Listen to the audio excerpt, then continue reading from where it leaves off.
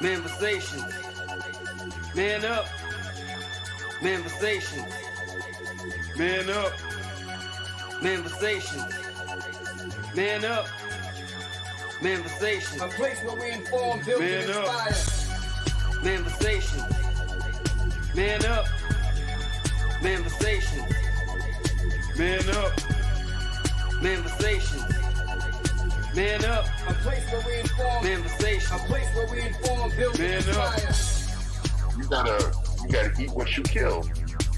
You gotta go out there, you gotta hunt for your meals. We all have that ability to connect with people, to be that motivational person in somebody's life. You gotta let people know there's certain lines you don't cross and that there's gonna be consequences if you do. Man up. If you are an adult and you are in a relationship, that person's emotions are not your responsibility. Man up. Manifestations. Man up. Manifestations. Man up. Manifestations. A place where we inform, build, and inspire. The devil, during slavery, destroyed the masculinity or manhood of the so-called Negro. No man. No man. Right now you got to be trained all over again to be a man. When someone is obligated to do something, it is binding upon them to do it. And failure to do it causes reaction. Man up. Position make you rich. I don't have that type of richness. My richness is life forever. If that people knew their glorious past, if that people knew their glorious past, if that people knew their glorious past, then they would be more inclined to respect themselves. I'm not saying I'm going to rule the world or I'm going to change the world, but I guarantee that I will spark the brain that will change the world. And that's our job, is to spark somebody else watching us. A place where we inform, build, and inspire. Manifestations. Man up. Manifestations. Man up. Manifestations. Man up. A place where we inform. Manifestations. A place where we inform, build, and inspire.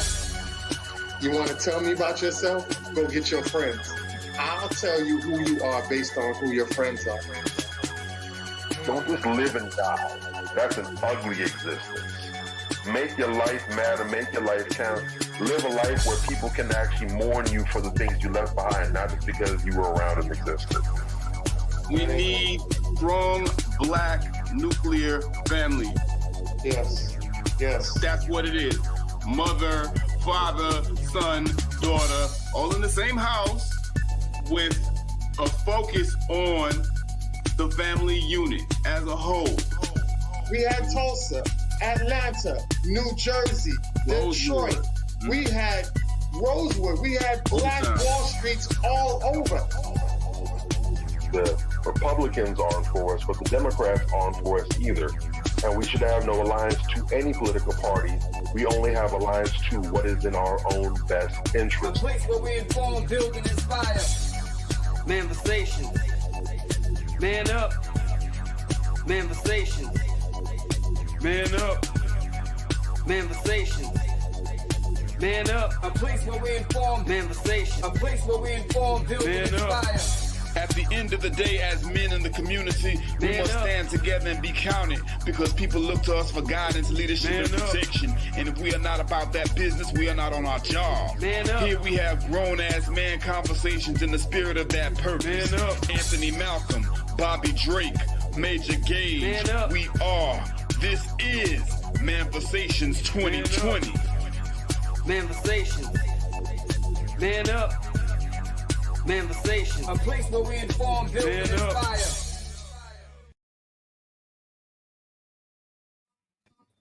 All right. Welcome to another week of Manifestations 2020. Yeah. What up? Yeah. Right. That's what's up. So, we just wanted to let you guys know off rip. This is a very, very triggering topic. So that's why we put out the trigger warning when we put it on the flyers, to let everybody know that this topic can trigger you. It is a very sensitive topic. It is a plague that we've been dealing with in our society and especially in our community. We did want to tackle it. We did want to address it.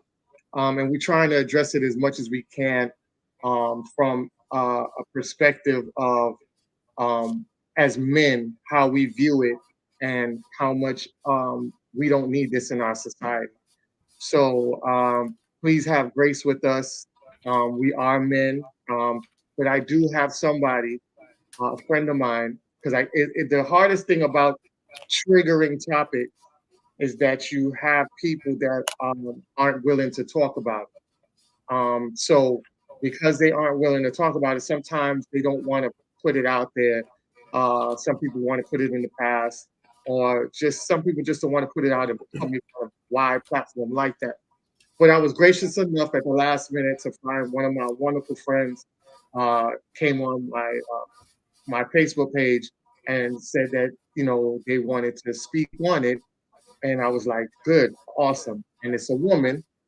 Sure. And I think it'll be very dope to hear the stories that she has and the insight coming from a woman, because I really wanted a woman on tonight with us.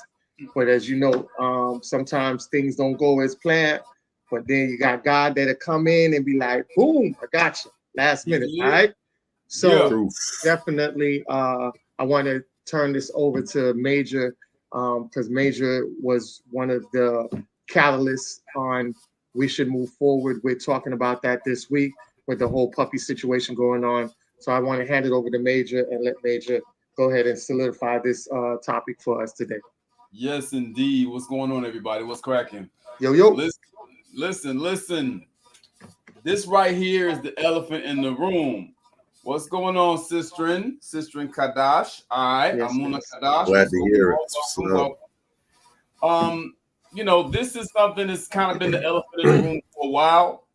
And, you know, we need more brothers speaking out on this type of thing, because at the end of the day, there really just is no excuse for this, you know. And Diddy came out today making a statement, you know, talking about how disgusted he was by his own actions and so forth and so on. And I damn near fell out the chair. I'm like, this guy, because he's been telling us all along everything was a lie. Now all of a sudden he's so disgusted, and you know he needs healing, and he was in a dark place, and he almost made himself sound like he was the victim. Fuck you, Diddy. I'm just saying, like, I'm not even gonna try to be, you know, I try not to curse too much or whatever the case may be, unless it's really warranted. In this instance, it's warranted. Fuck you, Diddy, you piece of shit. You understand what I'm saying? And look, at the end of the day, I'm not against forgiveness. Everybody deserves forgiveness if they come to the table in good faith and they actually mean what they say, and they have actions that display that they're really seeking people's forgiveness. And by the way, he didn't actually ask for forgiveness in the video. He made a point to say that he's not asking for forgiveness. So I guess he just wanted to give us an informational message. He just wanted to say how sorry he is, but not ask for forgiveness. All right, whatever.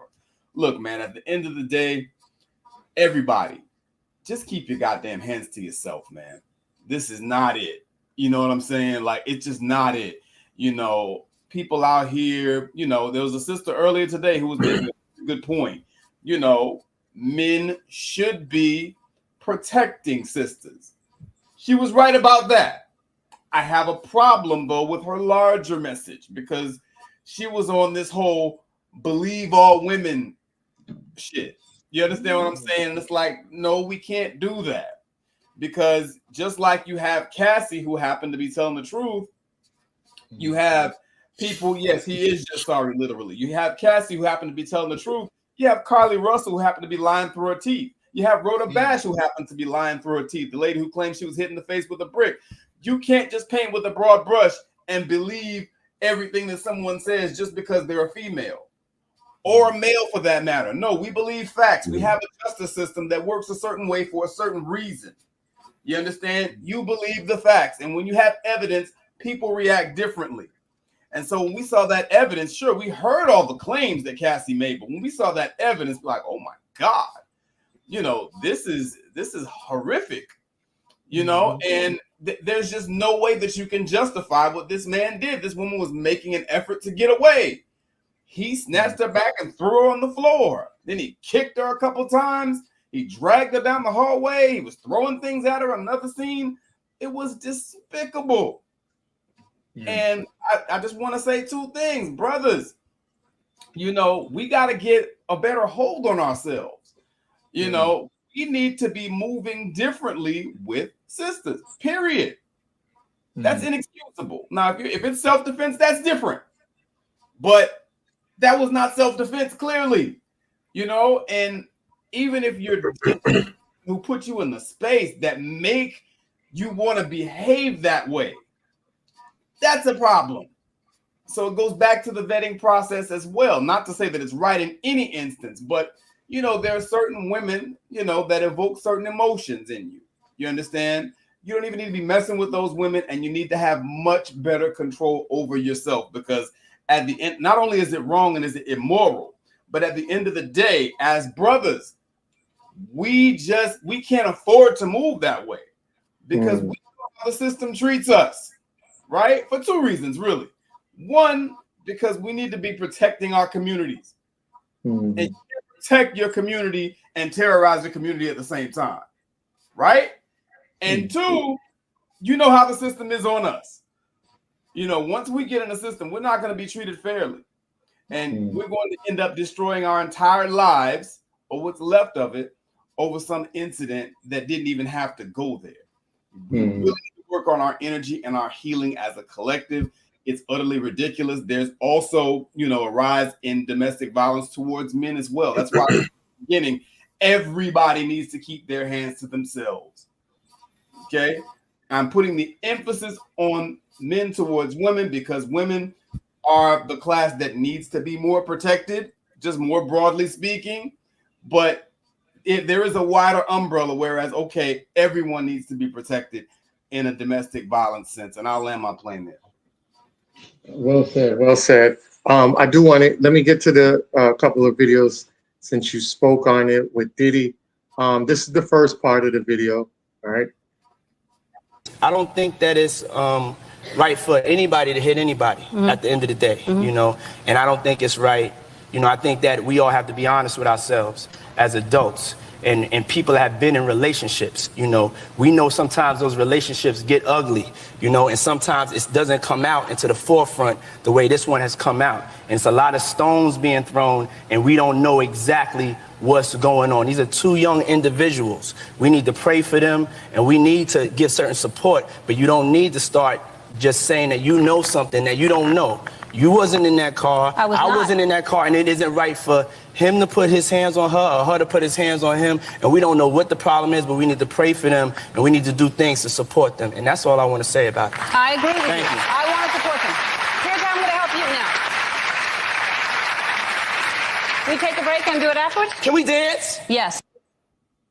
All right. And this is the second one. Difficult to reflect on the darkest times in your life.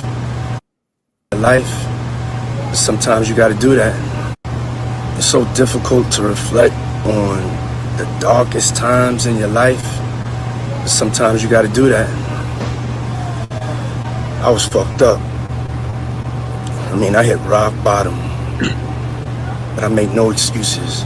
My behavior on that video is inexcusable. I take full responsibility for my actions in that video. I'm disgusted. I was disgusted then when I did it. I'm disgusted now. I went and I sought out professional help. I had to go into therapy, and go into rehab. Had to ask God for his mercy and grace.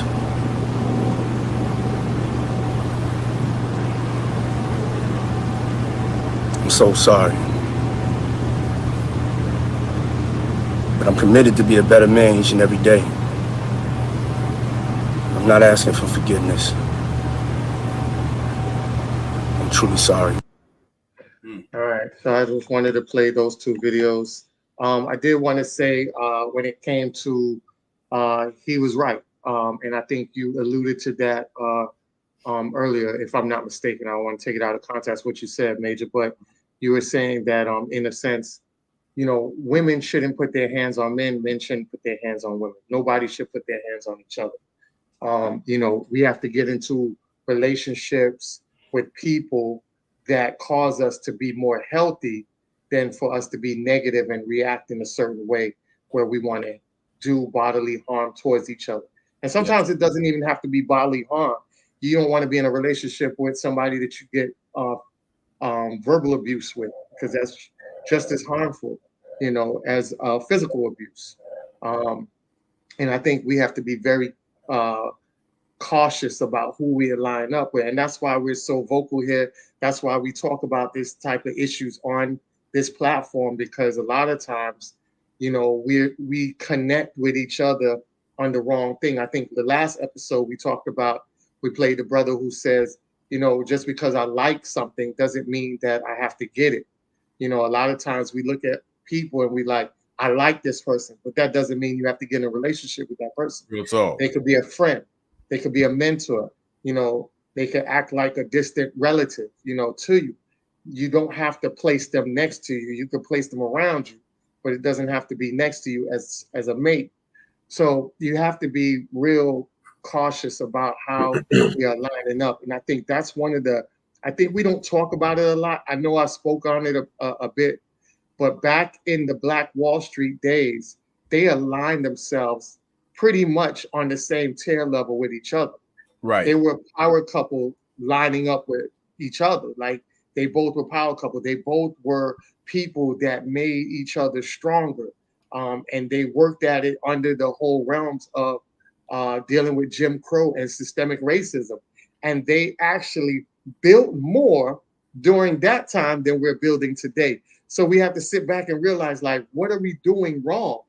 If our ancestors had less resources than us, less money than us, but were able to create more, in that process, and build more. We're losing everything that they created. That doesn't make sense. So part of the process and part of the, like Major says in our opening video, is that we need to build back that nucleus family, the mother, the father, so the children can flourish. That's what we had back then. And that also comes in with, my shirt says village mentality. So the village mentality is the village. We had a village with the code of conduct where we had, it was an ethics code that we knew morally we didn't cross that line. We weren't trying to be pedos to nobody. We wasn't trying to beat on anybody. We made sure that the community was functioning in a healthy way. And every child in that community was viewed as an extended child in the household. So if somebody tried to harm that child, we would go out there and kick their ass. We would get street justice for it. And we don't have that mentality now. Now it feels like every time something happens to a child, people just say, hey, it's not my child. So now instead of the village mentality, we have an individual mentality. And that's the downfall of it. So now I'm hoping that this situation with Diddy could be the straw that breaks the camel's back, that gets us back on the moral code of ethics for us to start building as a society. Because Puff Daddy is just the poster child of it. But we have plenty of Puff Daddies inside the local hood. There's guys out here in the local community that make good money, that do the same type of narcissistic behavior that a Puff Daddy is. So let's not just look at the celebrity and say, oh, that's celebrity's business, when we have women out here that's being terrorized every day and children that are affected through that abuse as well. And I'll land my plane and give it to pass it to Bobby. Bobby, what you got? Man, somebody please invoke the spirit of brother Tupac Amaru Shakur, man. Bro. I need that. I don't mean the hologram. I need the real live in the flesh West Side and Tupac to come through and just do a 2024 edition remix of Hit 'Em Up. Okay, this is why you need cats like Tupac around. Man, yes. Look, Correct. we need that spirit, man. Mm-hmm. First and foremost, I heard the message that the Diddler delivered to Gotham. And sorry to say, but Batman ain't buying it. Batman ain't buying it, Sean. I listened to I actually listened to him. I mean, I was chuckling and snickering the whole time and just smirking. But I listened to him and I also watched him while he was dropping that video. First and foremost, I swore up and down dude was out here doing a little cutscene or a little skit for an album that he was working on or for a video that he was dropping. This man here is still talking like this, like he's about to say bad boy at any minute. Or like 112 about to come in the background just singing slowly over. I mean, dude, this ain't an interlude. Cut you ain't shit. Believe it. I'll tell you what right now. Anyone that actually believes that Sean the Diddler Combs was sincere in that apology of his, I got some beachfront real estate to sell you out in Idaho. I got this dope beachfront resort. Got a real good rate on it for you. Below market price. I got you. Gonna set you real nice out there in Idaho, man. You got the whole state on lockdown. I got you on that if you actually buy that. I'm listening to his word choice, and you have to understand, Diddy is highly corrupt. Diddy is very craven in his mindset. Diddy is very power hungry and very driven and motivated by power. Understand that. When I'm looking at him, I'm hearing and listening to what he's saying. And you have to understand that despite all that, he's also very intelligent. For all of his personal flaws, faults, and failings, there can also be positive attributes. Understand, most attributes really don't have a positive or a negative lean to them. It's how they're used. You know, the same hammer that can go ahead and build a home, it can build a house, it can also bash someone in the skull and kill them. Right? The same knife that can be used to go ahead and be used in a 3-star Michelin grade kitchen and make the finest cuisine the world has ever seen can also be used to shake somebody. So it's not the tool, but it's how it's applied. Diddy is a very powerful man. Power doesn't have a specific meaning. He's a very intelligent man. To be where he is and to be there for as long as he has as a black man in particular, that doesn't happen by you being a dummy. Right. That's not by chance. He's also very charismatic. Which is part of why he's been able to get away with the things he's gotten away with for the longest time, to be able to get new people in and to have the sway that he has with them.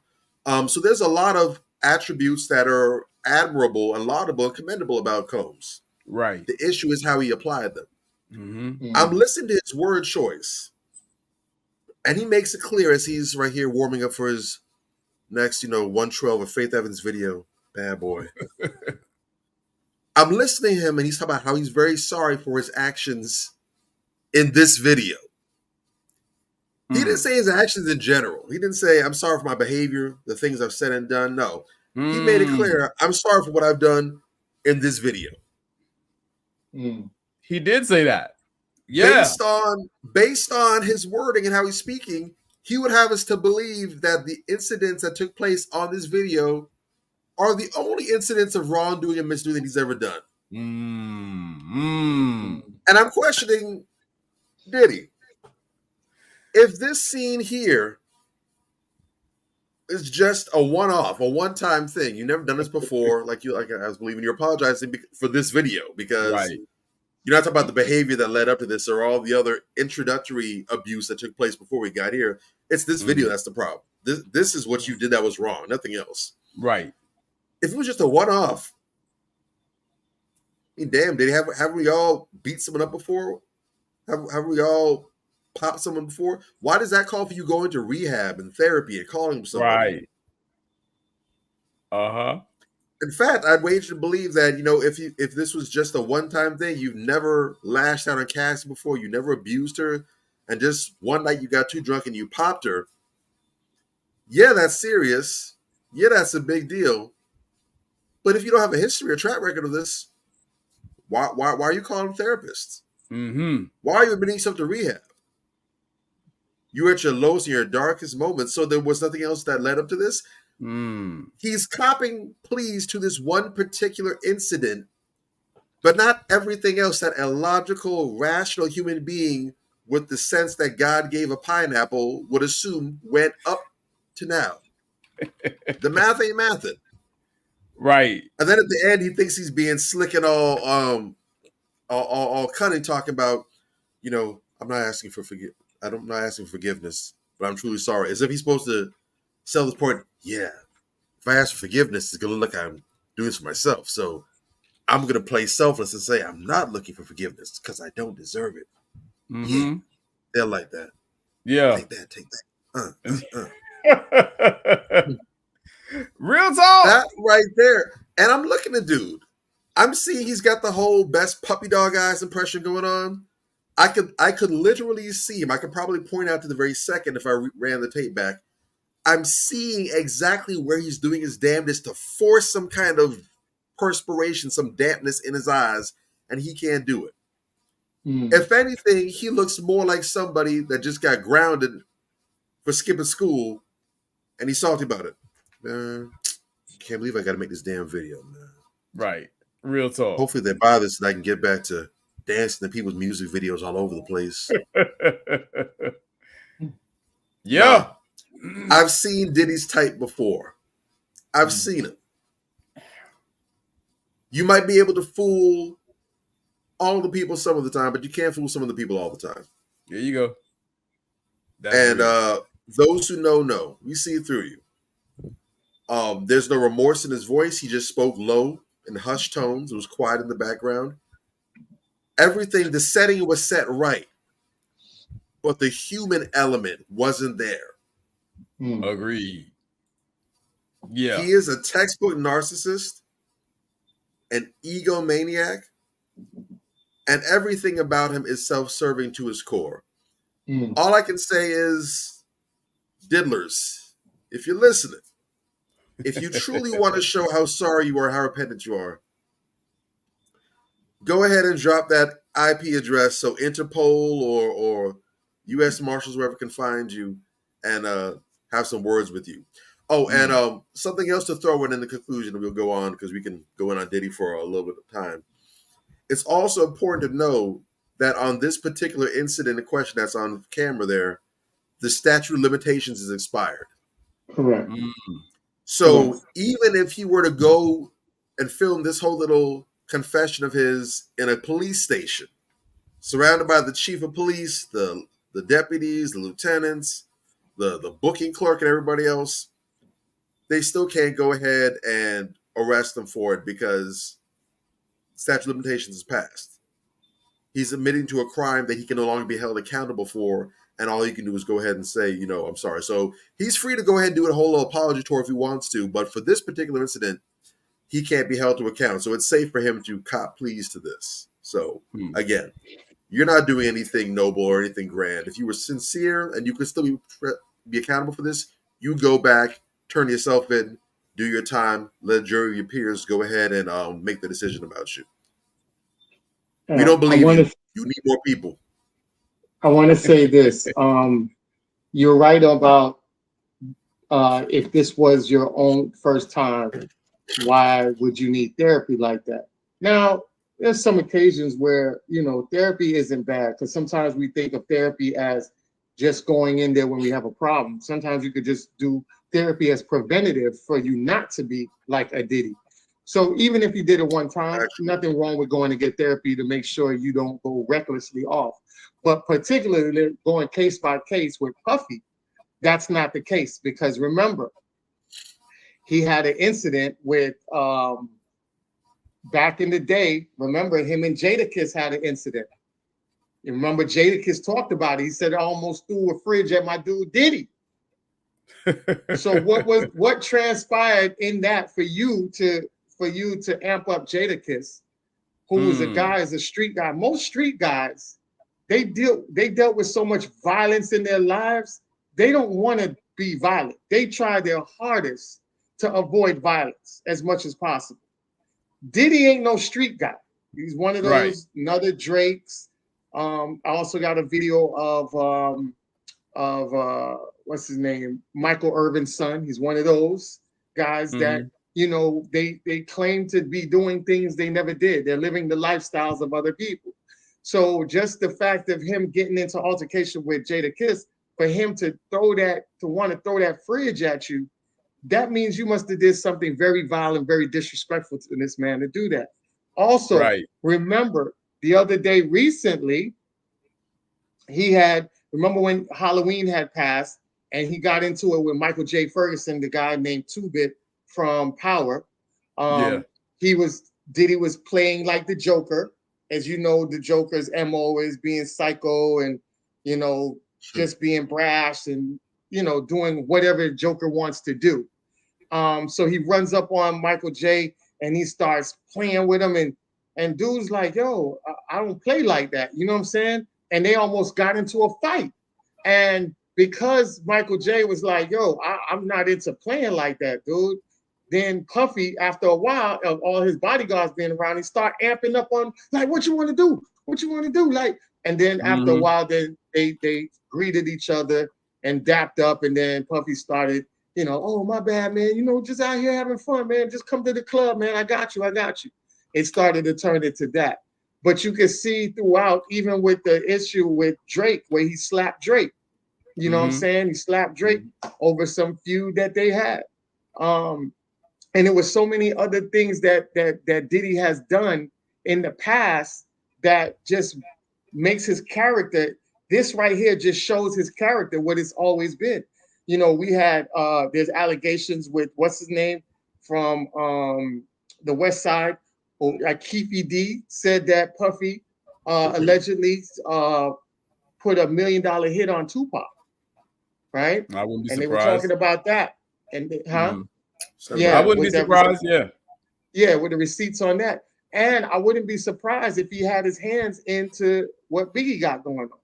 It was said that Biggie was about to leave the record label. You know what I'm saying? So we don't even know what transpired with that. Did he have some hands in that as well?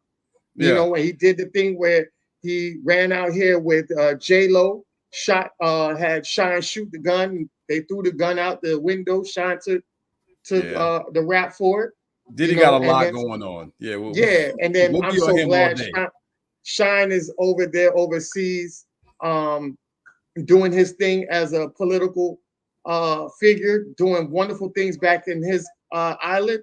And I'm so glad, like, it just shows you when you get away from negative energy, you can prosper so much. You know what I mean? So I do want to show this part of it, but I was going to bring that up with what Drake was talking about. So this was the apology. This was a statement. This was a statement that Diddy had put out right before the video came. He's like, enough is enough. For the last couple of weeks, I have to sit silently and watch people try to assassinate my character, destroy my reputation and my legacy. Sickening allegation and has been against me by individuals looking for a quick payday. Let me be absolutely clear. I did not do any of the awful things that's been alleged. I will fight for my name, my family, and for the truth. Right. So this was before the video was let out. Then when the video got let out, then that's when you saw him trying to make his apology and try to do damage control in that essence. Because from what I heard, they said that allegedly that he paid, I think it was $30,000. 50. It was $50,000, right? For that video not to come out. Correct. All right. To the hotel. So the video came out, and I think part of the apology is also this, what Drake was just talking about. So this came from the police department, right? The statement alleged video involving Sean Combs. We are aware of the video has been circulating online, allegedly depicting Sean Combs assaulting a young woman in Los Angeles. We find the images extremely disturbing and difficult to watch. If the conduct occurred in 2016, unfortunately, we would be unable to charge as the conduct would be occurred beyond the time limit where a crime of assault can be prosecuted. As of today, law enforcement has not presented a case related to the attack depicted in the video against Mr. Combs, but we encourage everyone who has been a victim or witness to the crime to report it to law enforcement or reach out to the Office of Support from the Bureau of Victim Services. All right, so they put that out there, and I wanted to show that because think of the OJ trial, right? Because you know, even though the time has lapsed, right, for justice to be served on that, think of the OJ. You couldn't get tried for double murder, right? So what they did was OJ had went out there to go get back his apparel, right? His apparel was being sold, something like that, and he went back to go get it. And they got him with strong arm robbery, and then end up putting steep amount of years on it, which could be the same, almost the same as the murder, right? Not really, but it was big enough to have him in jail for a long period of time. So that was kind of their justice in a way to get back for him eluding, escaping from the alleged crime that they say he committed.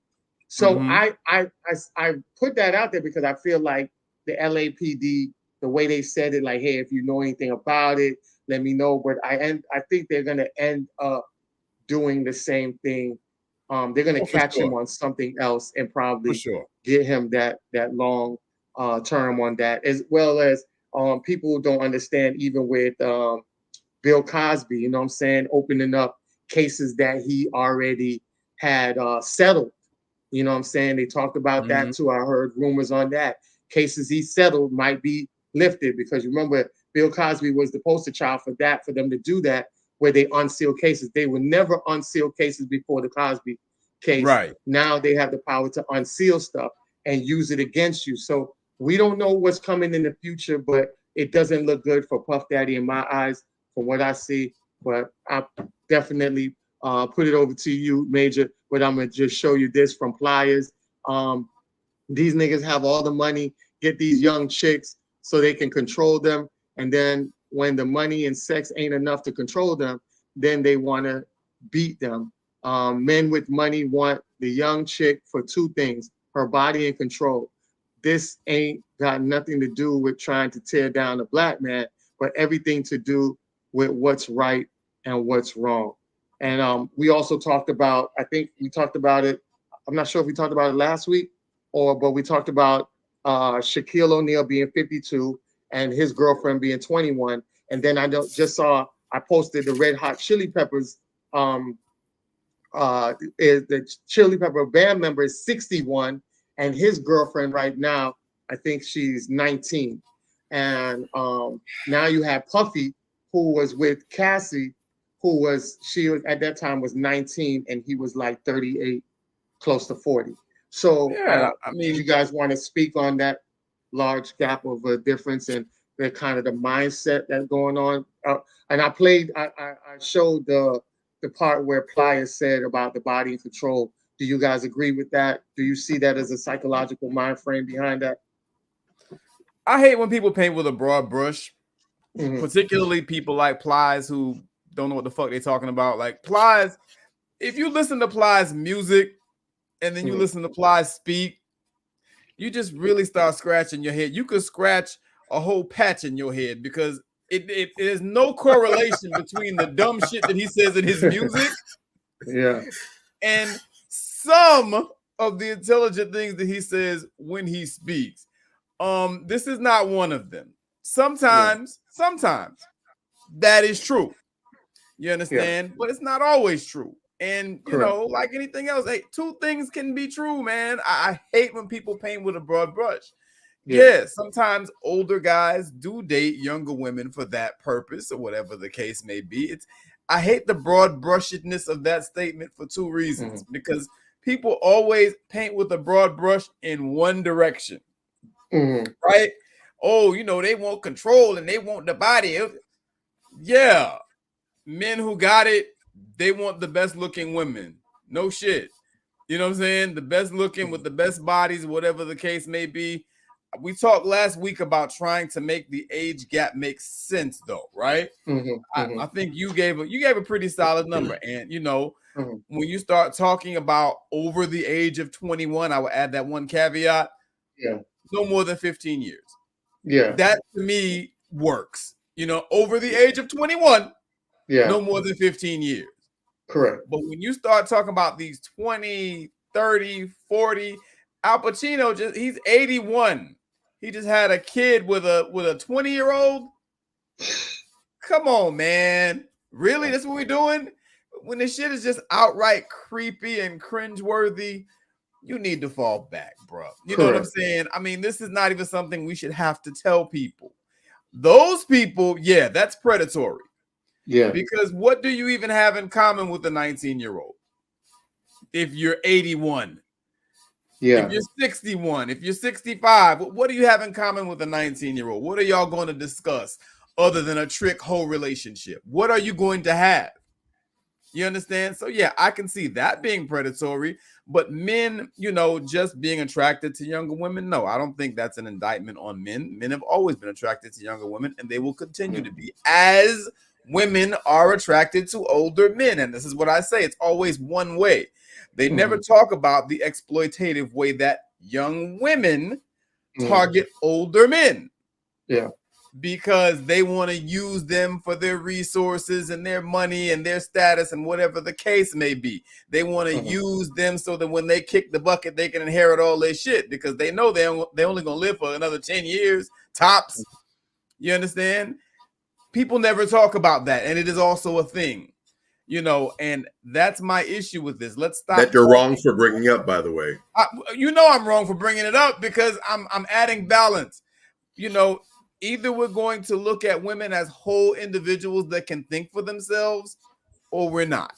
Now, if they're underaged, you understand, I get it. But when a woman is over 21, they kind of, they have the presence of mind to know that they can use men with what they have, their body, they can use what they have to get men to facilitate certain things for them, and it also works that way as well.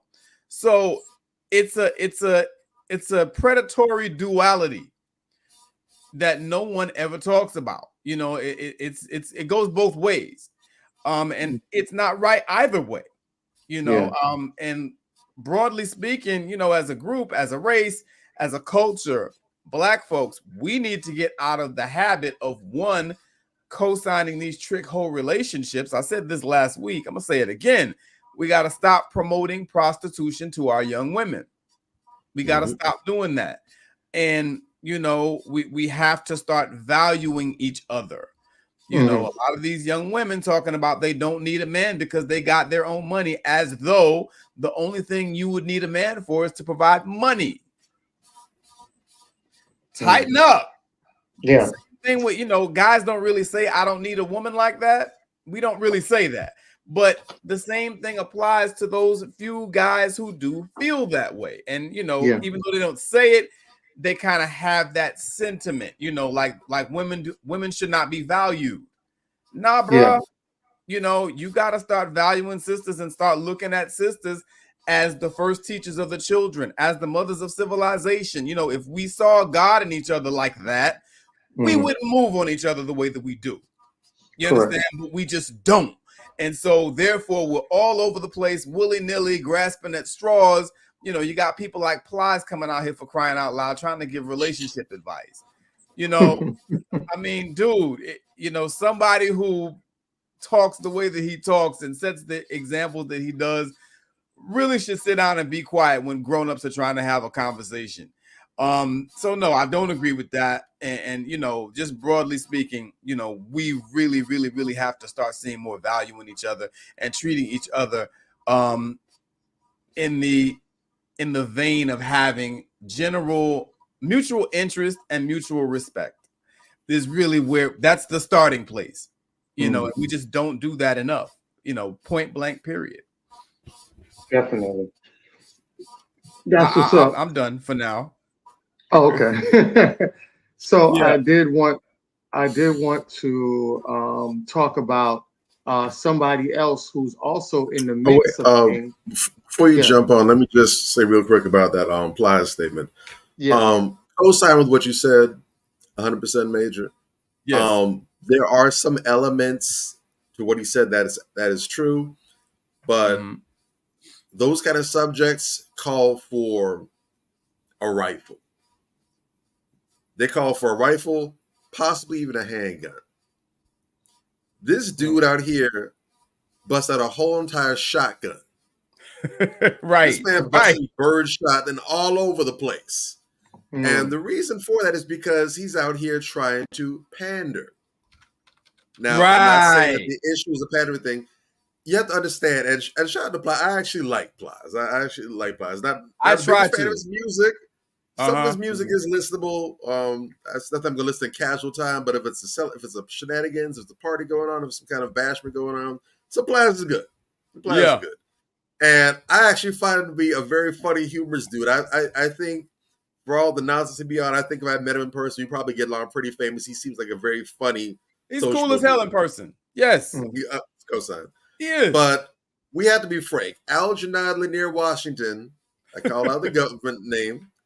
And this isn't the slander him, but this is called context. Algernon's whole career, as we know, has been based off of pandering. Yes. If you maybe if you're not from Florida, from the South, you might not be aware, but if you were down here when Plies first came out and dropped The Real Testament, his debut album, he was the biggest super goon. I mean, this man was Thugzilla. He was gooned the hell out. Yeah. Until it came out, it came out through the grapevine, as things are wont to do, that he ain't really about that life. The fact of the matter is, he's not even really a rapper. And his story is kind of, sympathetic. Dude's actually pretty intelligent. He attended Miami University in Ohio on a football scholarship. High GPA from what I was told back when he was in school. His brother got locked up and incarcerated, and his brother was the rapper of the family. So in fact, I believe most of, if not all the rhymes that he dropped, especially on the first album, were actually his brother's writings. So he basically said, you know what, bro, you locked up, I'm going to live out your dream for you. And so we're going to get your music out there. And so that's admirable, respectable. But the streets are the streets. When they found out you ain't really about that life, bro, this ain't even you. This is somebody else. Yeah. He had to dead all that hard body stuff he was talking. And that's why he basically became one of these R&B rappers and putting out all these little love bangers, whatever. Because he couldn't rap about that no more. It's subject material got yanked from him. So his whole career has been about pandering, trying to get the ladies to listen to him and build that hype. And I'm not necessarily banging on that. Yeah. While but degrading that's them. why. While degrading them. Make sure you add that in. That's important. While degrading them. Go ahead. As the Jewish recently excommunicated black rapper Aubrey once said, I hate calling the women bitches, but the bitches love it. Yeah. So like I said, pandering. But that's why he sounds so off on topics. And this is why I hate when people like him do not stay in their lane. You have a place, you have a purpose, cool, stay there. Stay out of grown folks' waters. Because now when it comes to serious subjects like this, he's trying to weigh in on it. And I believe he probably does mean well. But dude, you are a panderer. So your thought process is pander. You don't speak English. You don't speak the Queen's English. You speak pander. Pander bear. So even on a serious subject like this, you go talking to pander.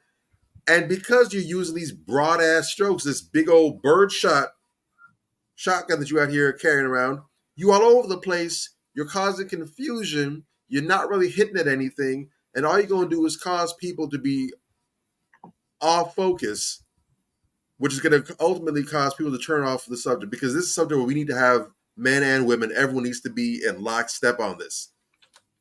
Correct. Making those kind of broad-ass strokes only going to serve to add tinder onto the gender war, and we don't need that. This is something where we need the men to be in lockstep, we need the women to be in lockstep against domestic violence, period. We don't need you out here giving fuel to one side to go ahead and derail and segue into something else, because the attention span that we have collectively is horrible. It don't take much. Real talk.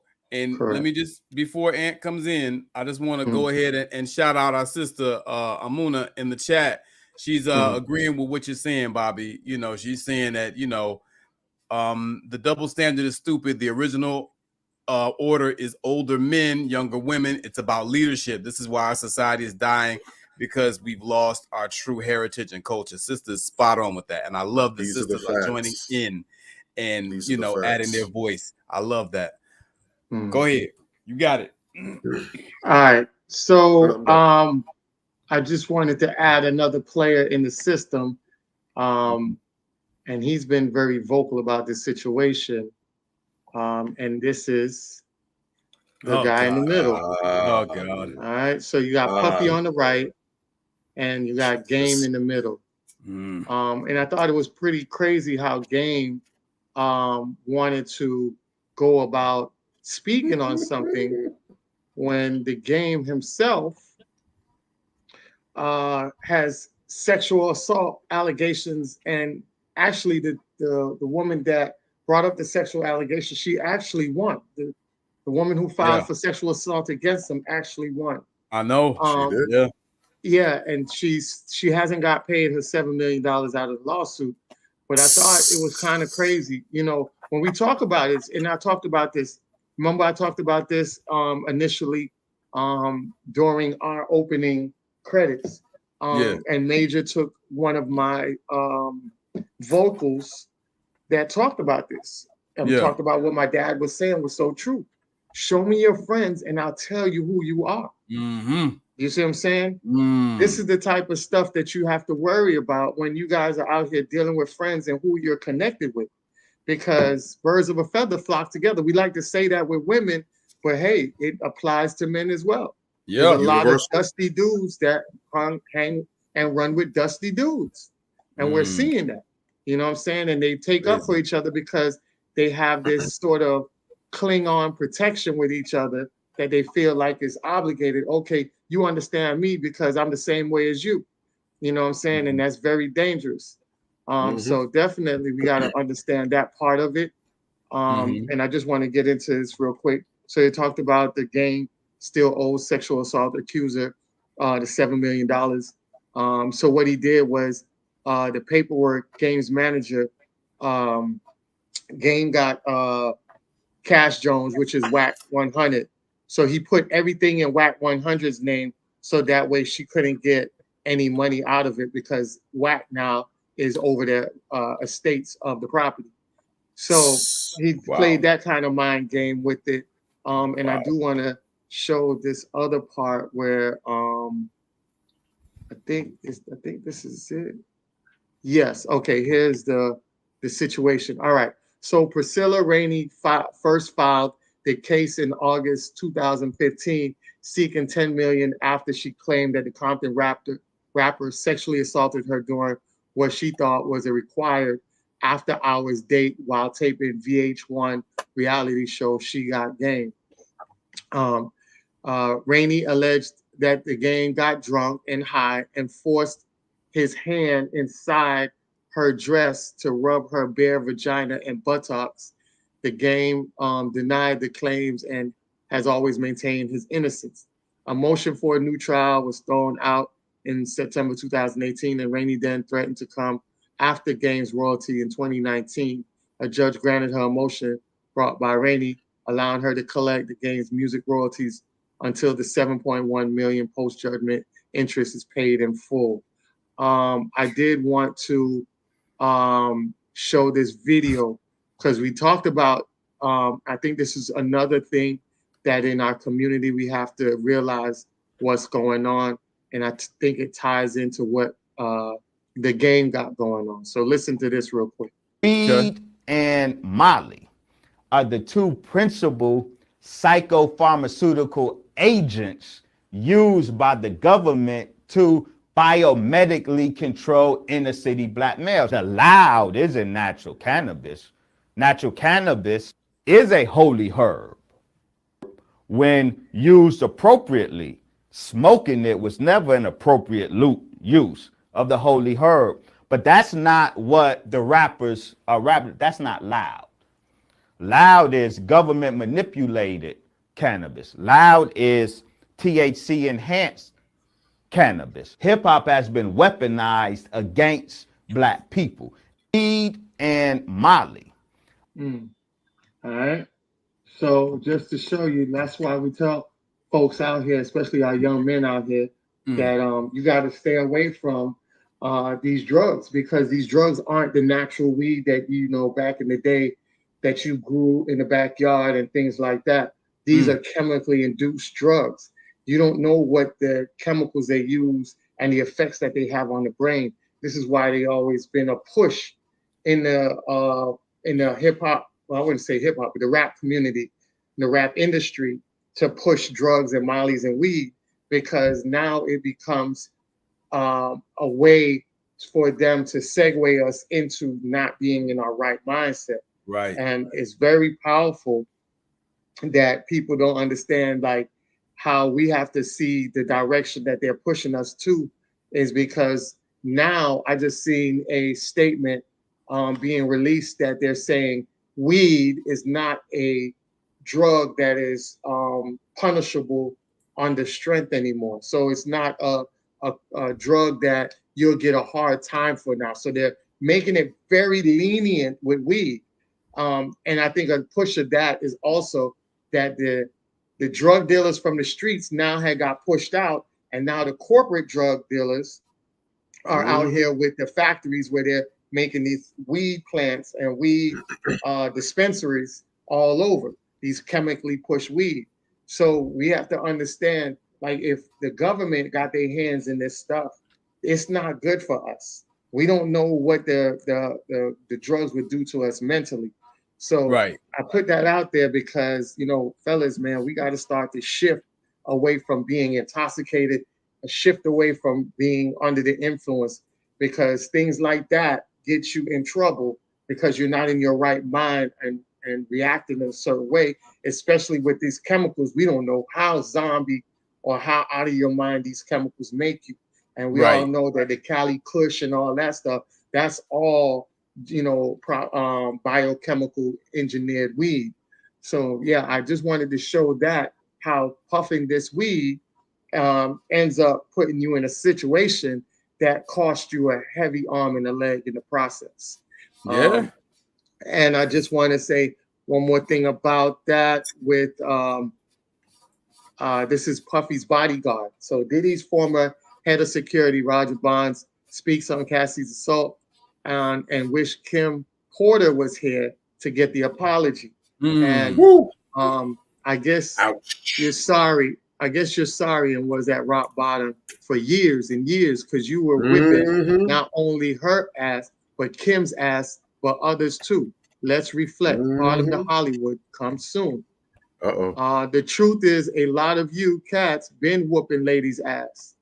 And person who whips his girl's ass can understand how you beat a girl up. I mean, beat her the fuck up. Harlem to Hollywood. This is my life, my story with the people who happen to be in my life. So this was the bodyguard making the statements on IG.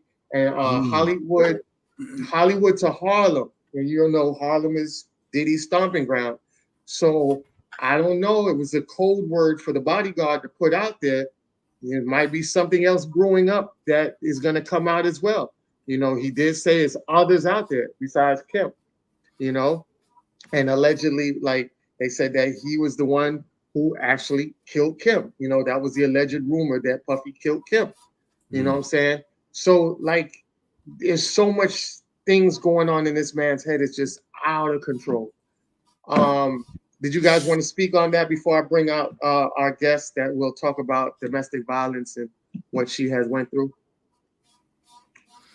I don't know. There's really much to say for me, man. I mean, it pretty much, you know, pretty much spoke for itself, man. That was very good information, and I think everything was pretty much addressed in there, man. That was very tightly put together, man. Okay, all right, cool.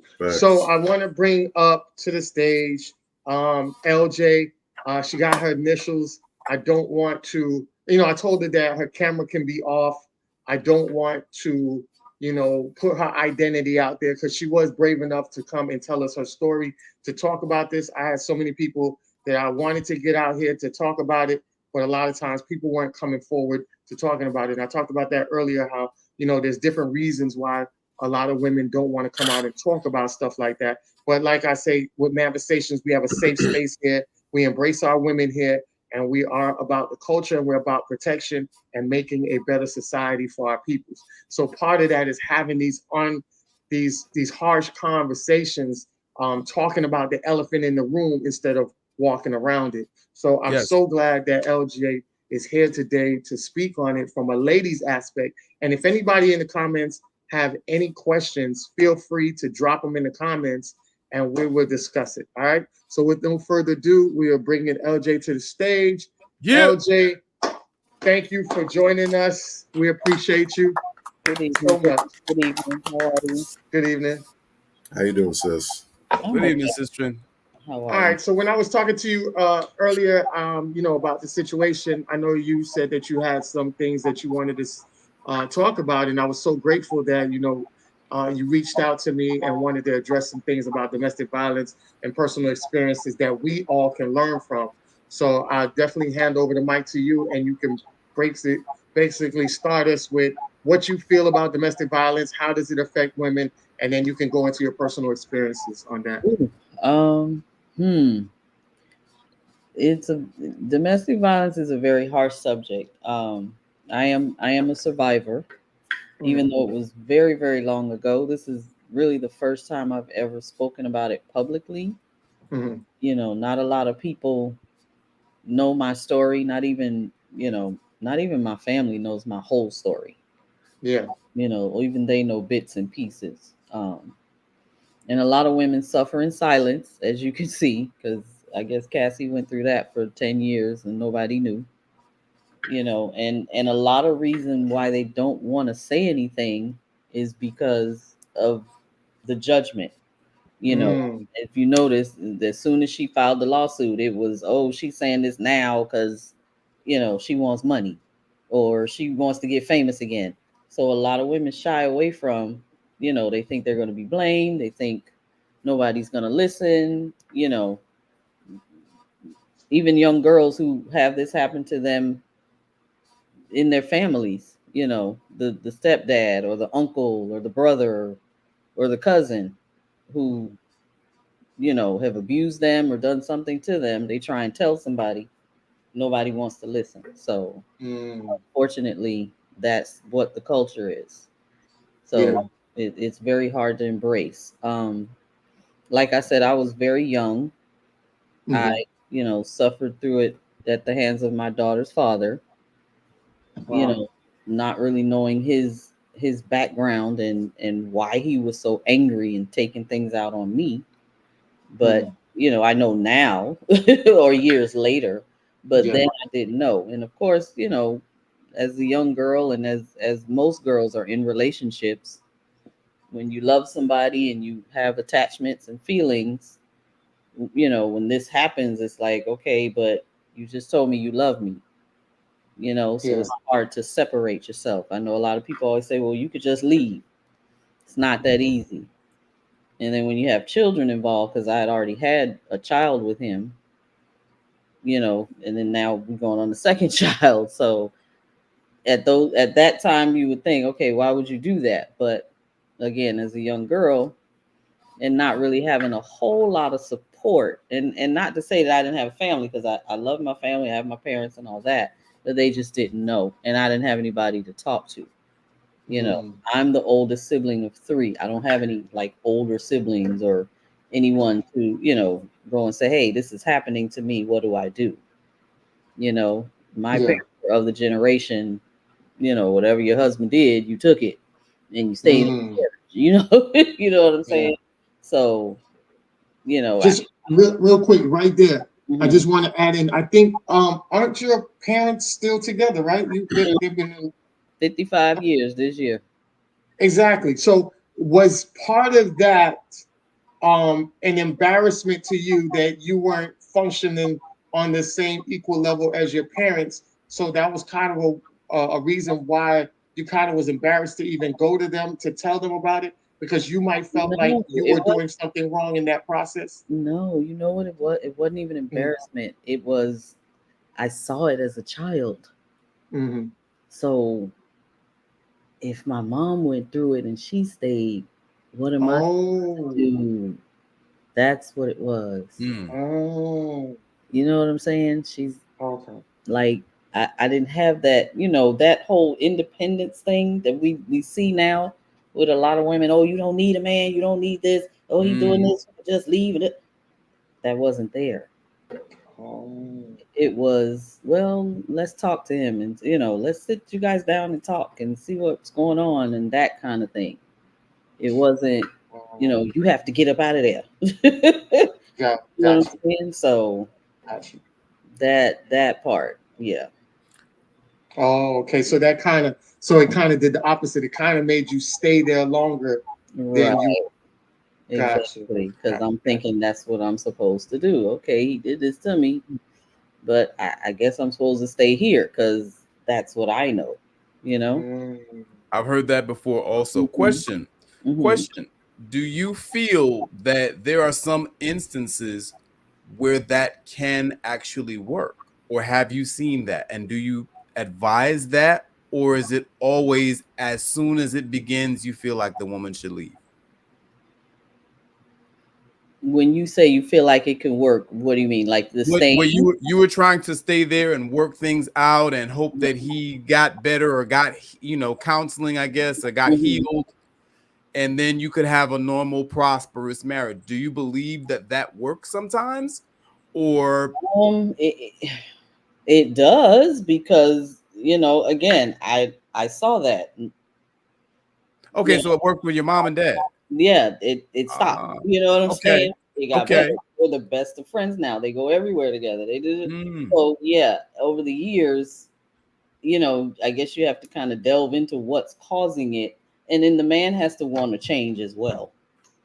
Good point. That's important. The man has to want to change his behavior. Is there a point at which? Go ahead.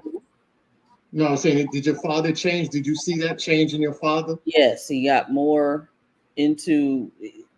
They started doing something differently, religiously and spiritually, so that changed his whole aspect about a lot of things.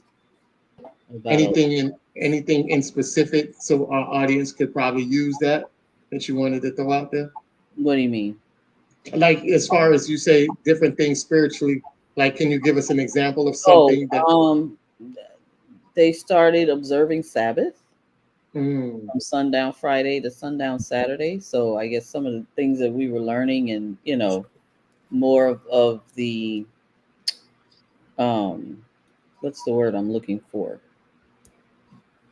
Just learning the Bible, just the Bible itself, and how to be more godly, how to be more spiritual, how you're supposed to treat your wife, your woman, that sort of thing, So it started to manifest itself in how he started to deal with things, and that translated into better roles with my mom and better communication and better, he would stop and think now before getting angry.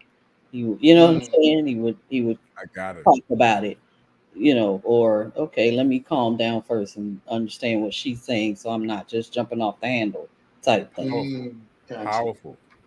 Now, as far as with how did it look on your mother's behalf? Because now she had to warrant the trust back from your father, because every incident she's got to worry about getting beat. So what was the process on her? Did you see her going from frantic to being more relaxed back in the session? What that looked like? I mean, it's not like it happened all the time. It happened more when I was younger than older. Older was more argumentative, but it might have been a push or a shove, but it wasn't an actual, slap across the face or the actual fight. I saw that in my younger years. So over the years, again, it decreased. You know what I'm saying? But like I said, him learning how to deal with the anger and not just getting upset so fast, and getting to the point where they could talk it out and not be back and forth at each other's throats started. So and of course she had to learn how to just be able to talk to him in a certain way so that it warranted that communication and that back and forth.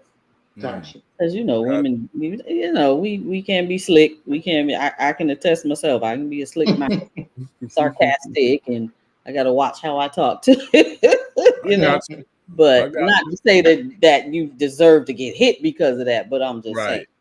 Yeah. No, you make perfect sense. Push buttons. Right. No, that's a real thing. It is, and you see it now more so in these videos and on social media. Like before, you didn't see it.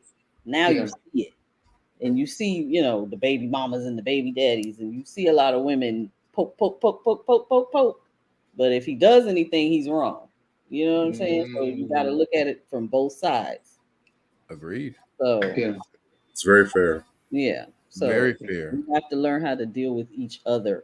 And then a lot of I notice now and being, I'm a nurse now, and now I'm in the psychiatric field. I'm in psychiatry. So hearing other people's stories and what they're going through, and domestic violence, and these women are coming from these relationships. We're not teaching our young people coping skills at all. How to cope. Yes. How to deal with things, how to take no and be okay with no. And a lot of these young men getting upset to the point where they're actually killing people because I don't want to give you my phone number. Yeah. Am I getting beat up for that? You know what I'm saying? Why are you hitting me or getting upset or even going to the point of being violent with me?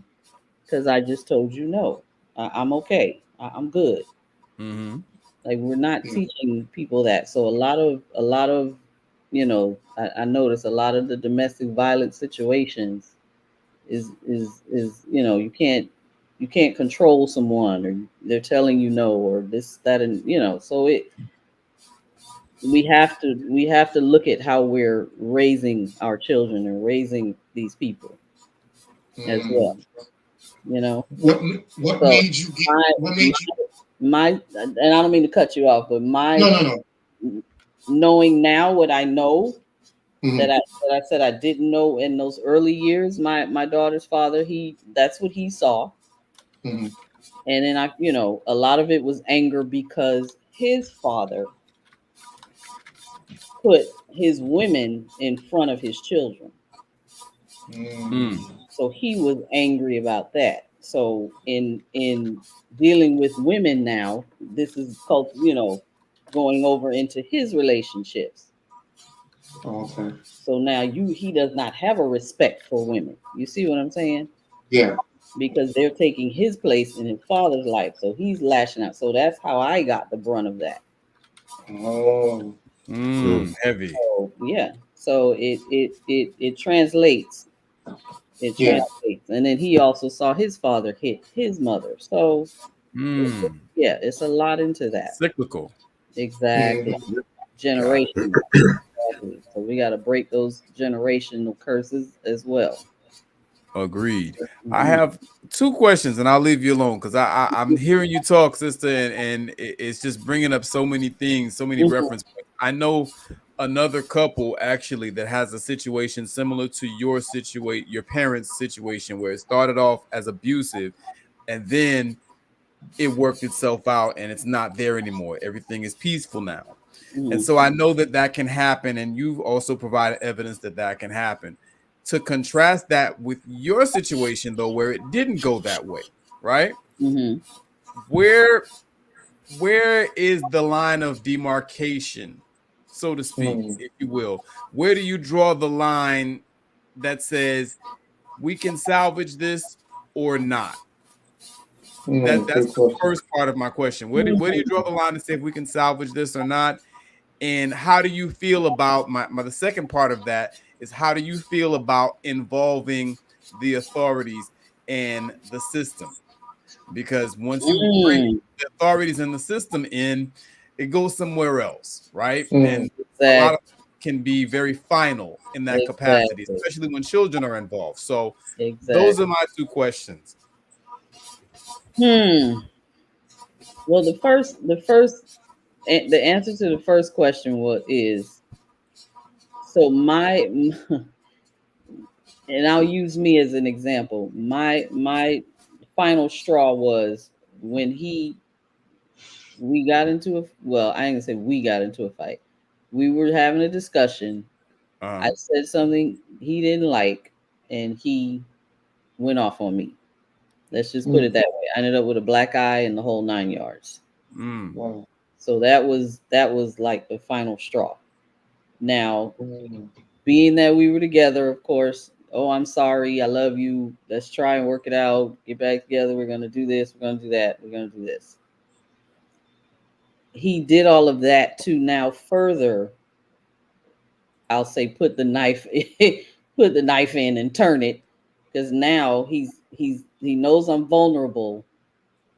He knows I'm, still emotional from all of this, but then he does things to even further hurt me, meaning he starts seeing another woman and leaves clues around the room so I can find them. Wow.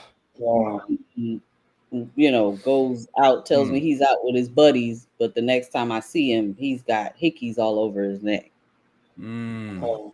Doing different things now to even further hurt me. So that's when I'm like, okay, no, this person has lost his mind. Let me get away.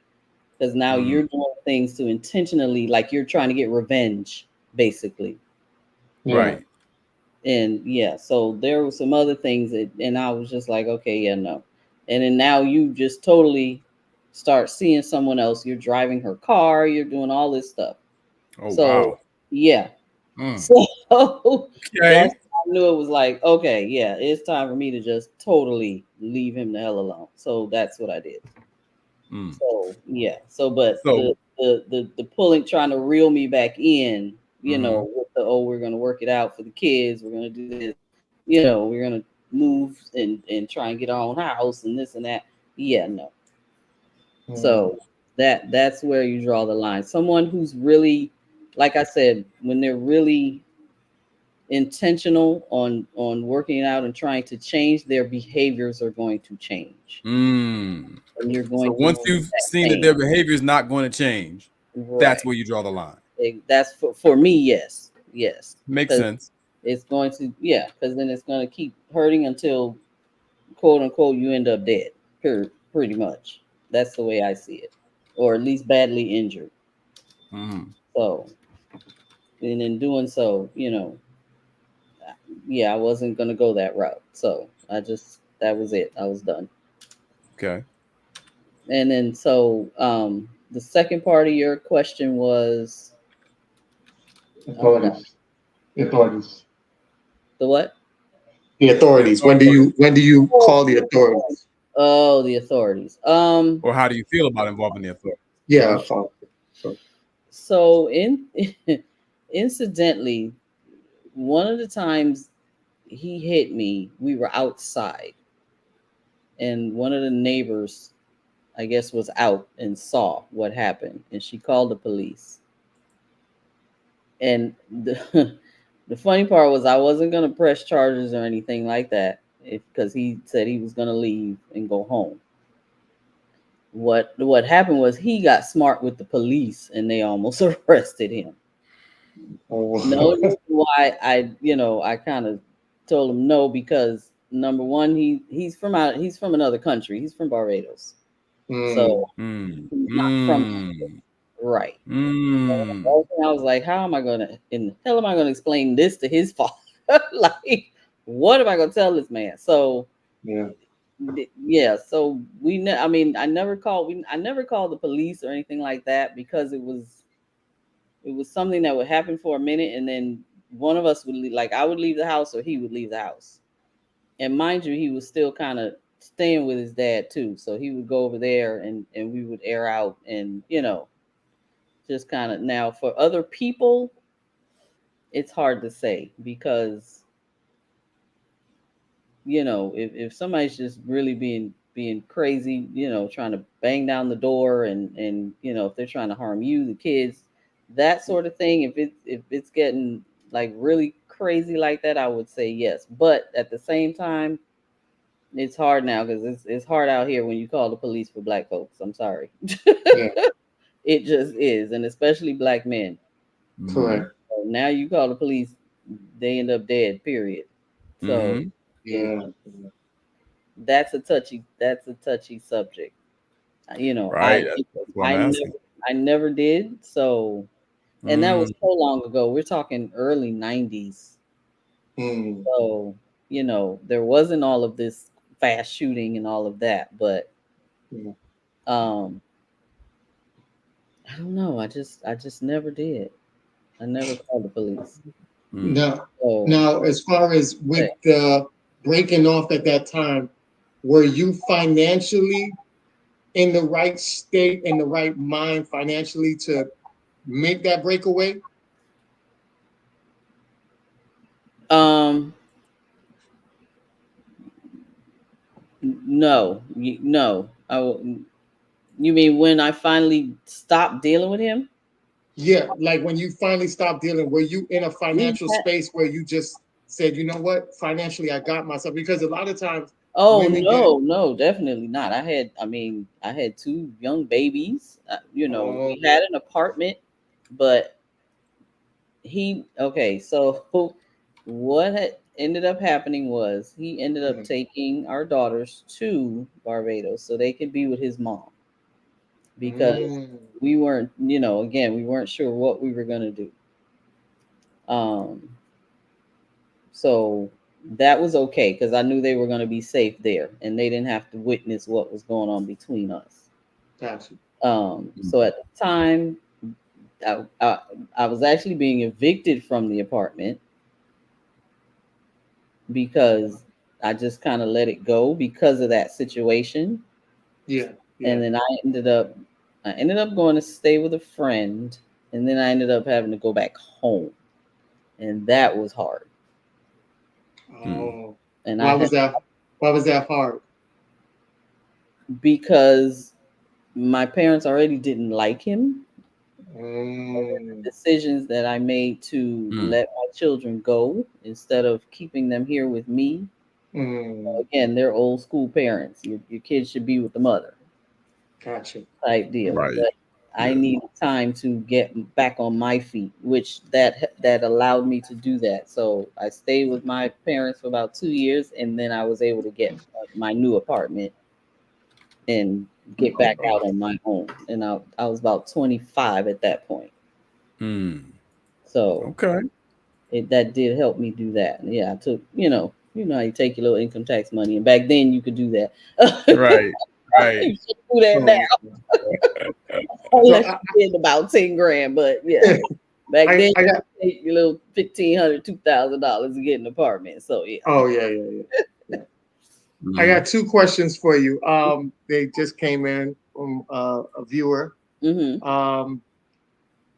it start physically from the beginning, or did it start off with verbal abuse? And the second part is, was there a big age gap between y'all? No, we're the same age. Oh, okay. We're actually 2 days apart. Oh wow. Yeah. Wow. Oh wow. Yeah. Wow. We're actually 2 days apart. So no, there was no age gap. We're the same age. And no, it didn't start off with any of that. That's what shocked me the most. We were together for a while before this even happened. And it was just one day out of the blue. I was trying to remember earlier what happened.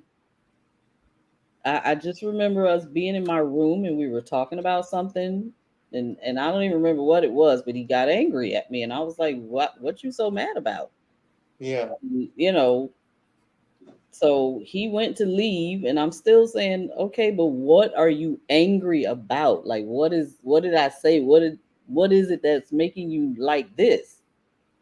And you know, I walked him outside still trying to figure it out, and I don't know, he just whatever was said, and then he hit me in my face. Wow. And then that's when the neighbor saw and called the police. So that's what I'm saying. It came out to me. It came out of nowhere. I don't know. Wow. But no, there was no verbal abuse. Now after that there was, you know, one minute it was I love you. The next minute, whenever he got mad, I was a B. I was, you know, and I'm, you know, he's West Indian. I'm Black American, so of course it was, oh, you Black American women. So it was all of that too. Yeah. Here we go. We talked about that recently on the show. Yes. We talked about that. You know, yes. these. Go ahead, Anthony. No, I was gonna say, yeah, we talked resident about West that. Indian. Go ahead. Yeah, I was saying that I think I made a post about that. You know, I said, you know, there's a lot of degenerate culture that comes from the Caribbean. I am from Jamaica, and one of them is womanizers. A lot of Jamaican men beat women. I even, you know, I had a story where I didn't tell anybody. This is definitely going to be part of my bio book. But growing up, my stepfather was very abusive to my mother. I watched my mother having to put on eyeglasses like Tina Turner. Like my mother was really Tina Turner. They were like really growing up in that situation. My father knew about it, but he said, let me tell you something. I can't control what your mom does, but I'll tell you one thing. And I told my stepfather, he told my stepfather straight up. He said, if you hit my son, that'll be the last day you live on earth. And that's what my father told my stepfather. And I remember one day, my mother, I think I was 10 years old, my mother, they had got into a tussle or something like that. He was hitting on her. And I remember I had got a baseball bat for that Christmas. And I grabbed that baseball bat and I whacked his ass so hard. When I say I whacked his ass so hard, man, he felt the hell out there. But he turned around and grabbed me and threw me up on the wall. And he was like, don't do that no more. And I remember at that moment, and I know my mother was going through it, and I know she was like, oh gosh, please tell me he's not going to tell his father this. And even at that moment, at 10 years old, I was like, man, I don't want my daddy going to jail. So I left it alone. And then it went on off and on for the next 4 years. When I turned 14, I remember I had a pistol. I had a legal gun in the house. And I told him, I said, let me tell you something. If you ever touch my mother again, I'm going to put you in the ground myself. And from the age of 14 all the way till I got grown, he never touched my mother from that day forward. But, you know, I do know the psychological part of it is that when you have children, right? And I think you spoke on this earlier, LJ, where you said that you watched it with your parents and then it was kind of like the norm. And then he saw his father beating his mother and it was the norm. And I will say that there are situations, and I can contest to that because I'm proof of it, that you see somebody you love so much getting beat so badly. I never wanted to do that to a woman. And every relationship I've ever been in, women would always say to me like, damn, you go above and beyond for me. And part of that reason why I go above and beyond, because I watched somebody that I admired, that I loved, that was there for me, that was caring, would cry with a black eye, would go into certain, you know, spaces, hurt, still, even though they didn't go through a physical altercation. Like I would watch my mom energy just be low. And I said, I would never in my life put a woman I love through that because I watched the woman that I love go through that. And so sometimes it goes the opposite. You could go the polar opposite because it's just like with children, right? So you have some guys that see their father as deadbeat and they say, you know what? I can either be a deadbeat or I could be the best father. And they go above and beyond. And some of them make the best fathers that didn't have fathers. And that's why I say you break the generational curse, you know. Correct. Be that first person. And it's a conscious decision. It's a conscious decision because you don't have to do what you saw your parents do. Correct. And you don't have to do what you saw, you know, that deadbeat father do or that even that deadbeat mother. You don't have to do it. You know what I'm saying? You can do You can make a decision to not be that person. Correct. And here's the kicker in this, right? So mind you, on my dad's side, it's me and my brother. I'm the youngest on my dad's side.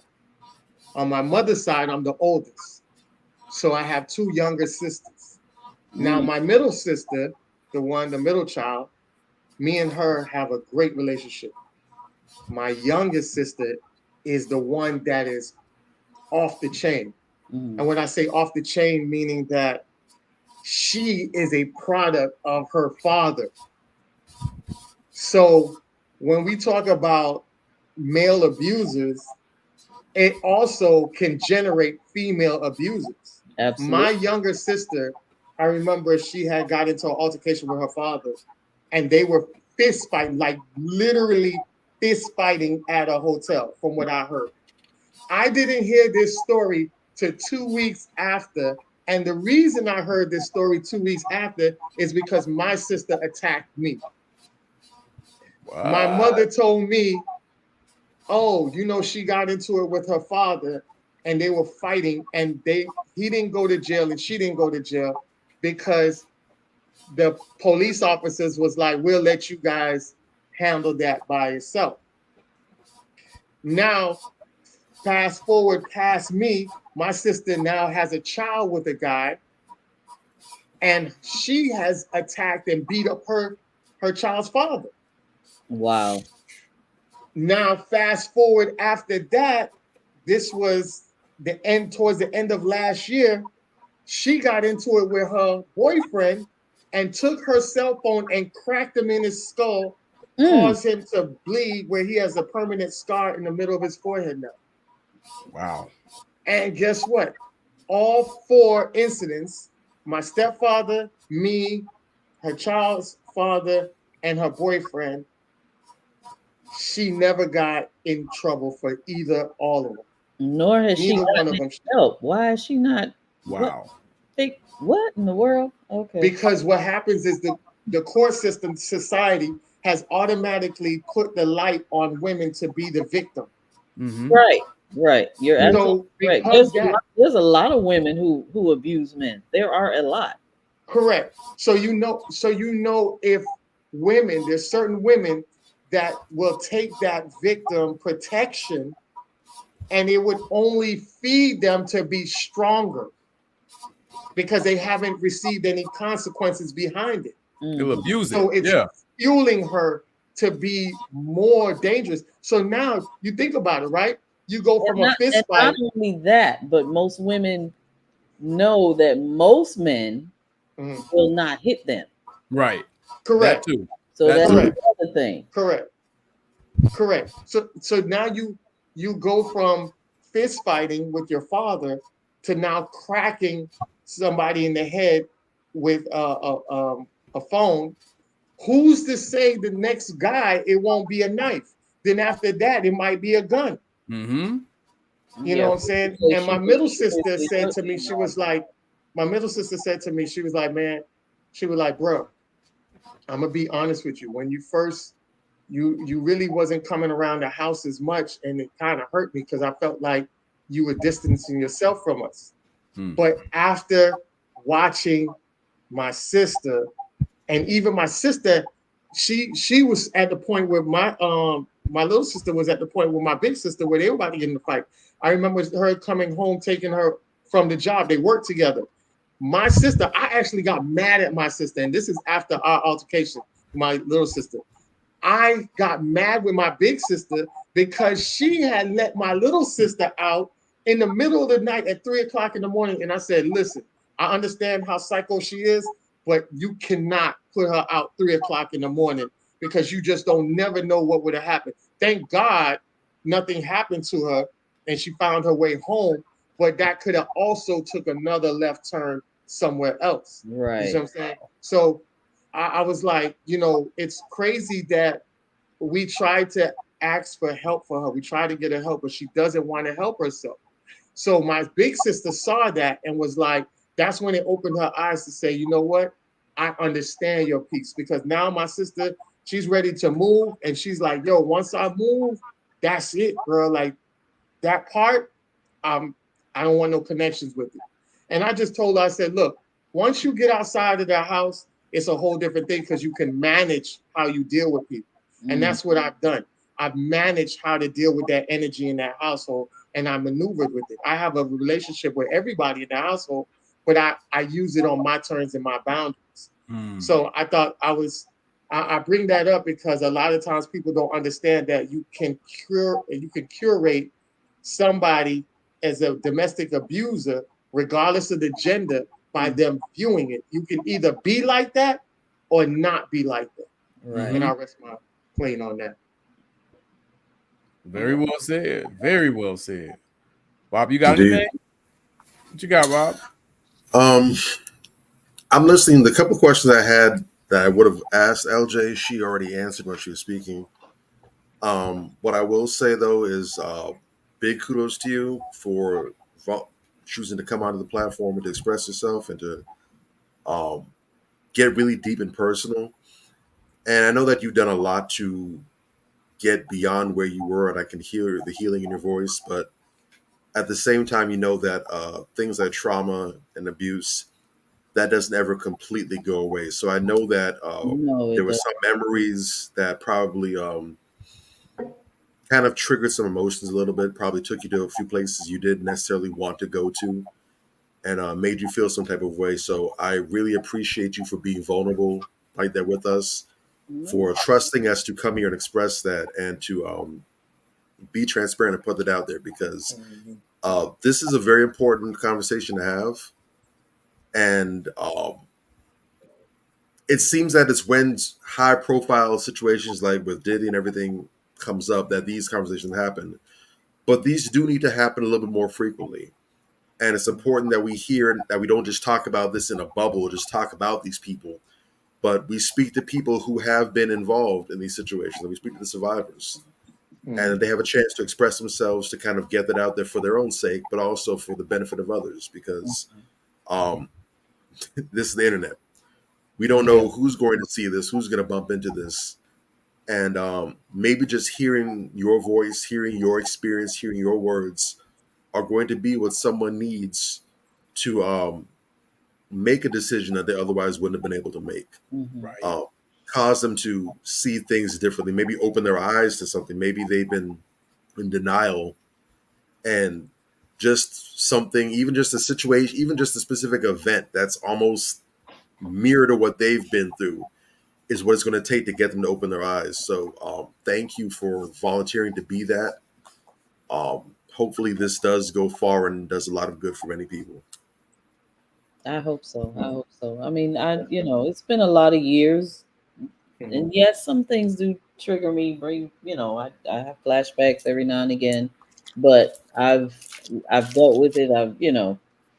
I have talked about it in certain aspects, and hopefully, it does help somebody in some way. Like I said, even though it happened many, many years ago, of course, it's still going on. It seems like it will never go away. And now that's why I said with the advent of social media, we're seeing everything. Imagine, just think about when we weren't able to see these things happening to people. Yeah.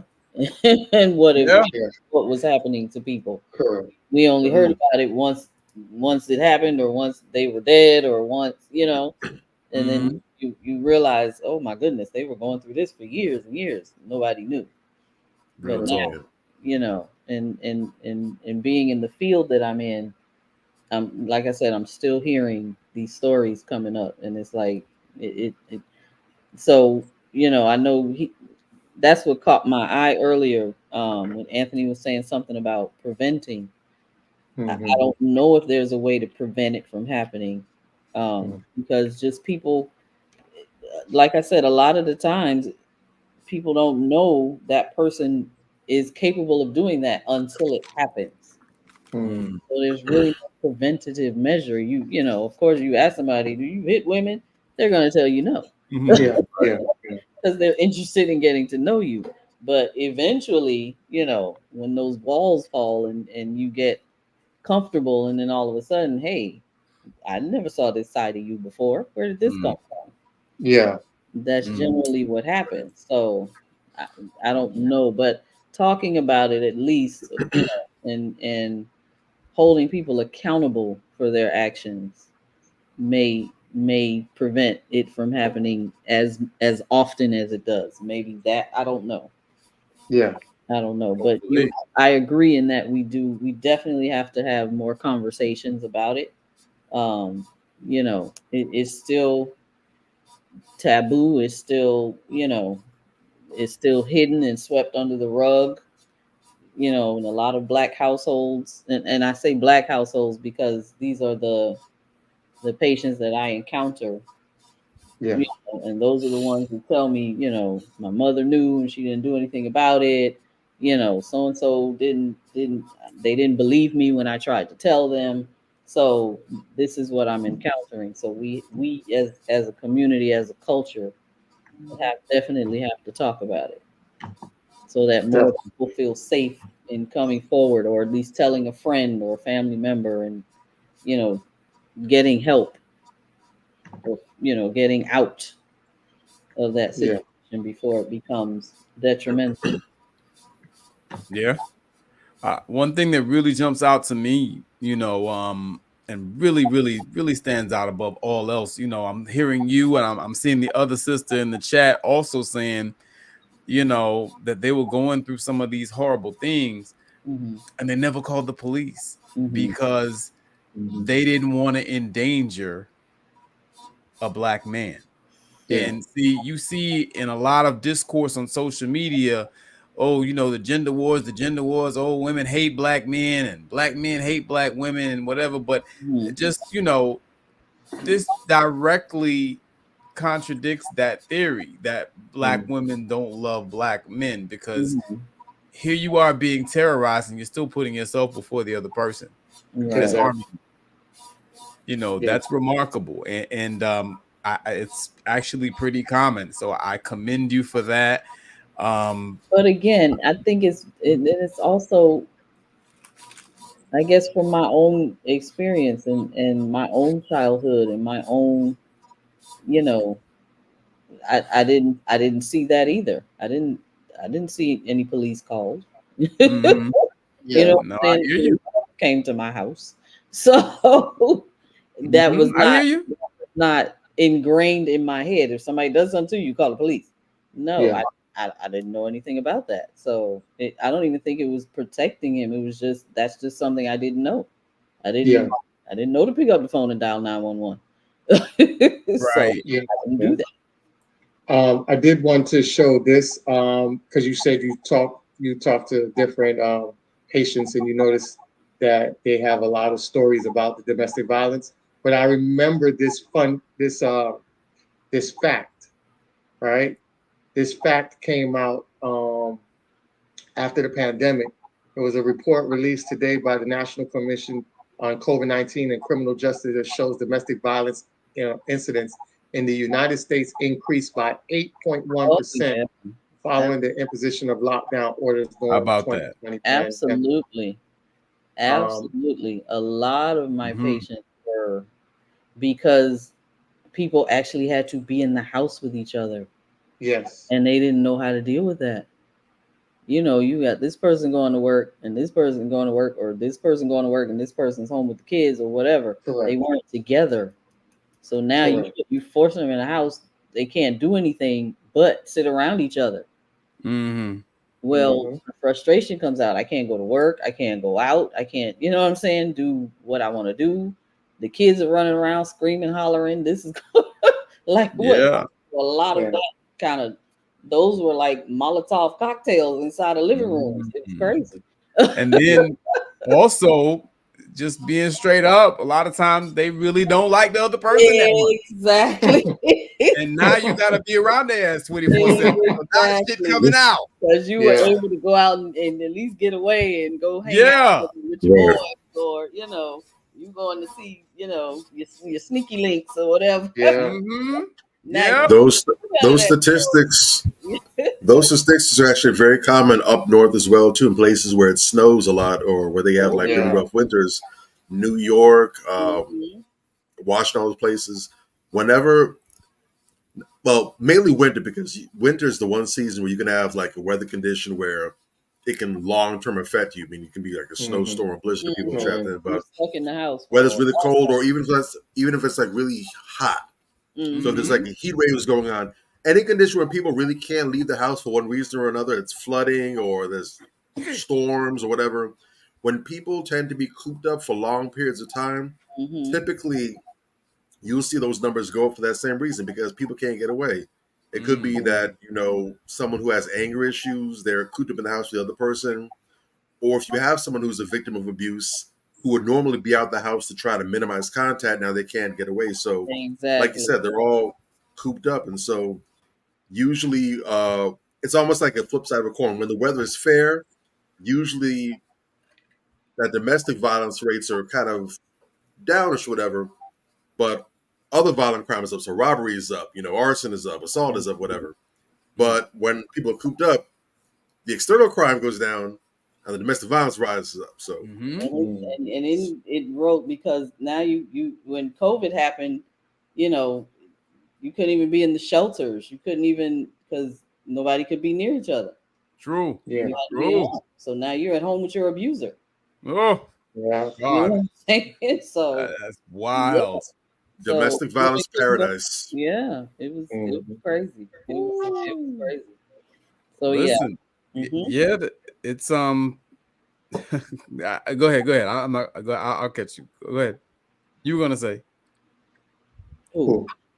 LJ. I thought LJ was gonna say something. Oh no. I made my point. Oh, okay.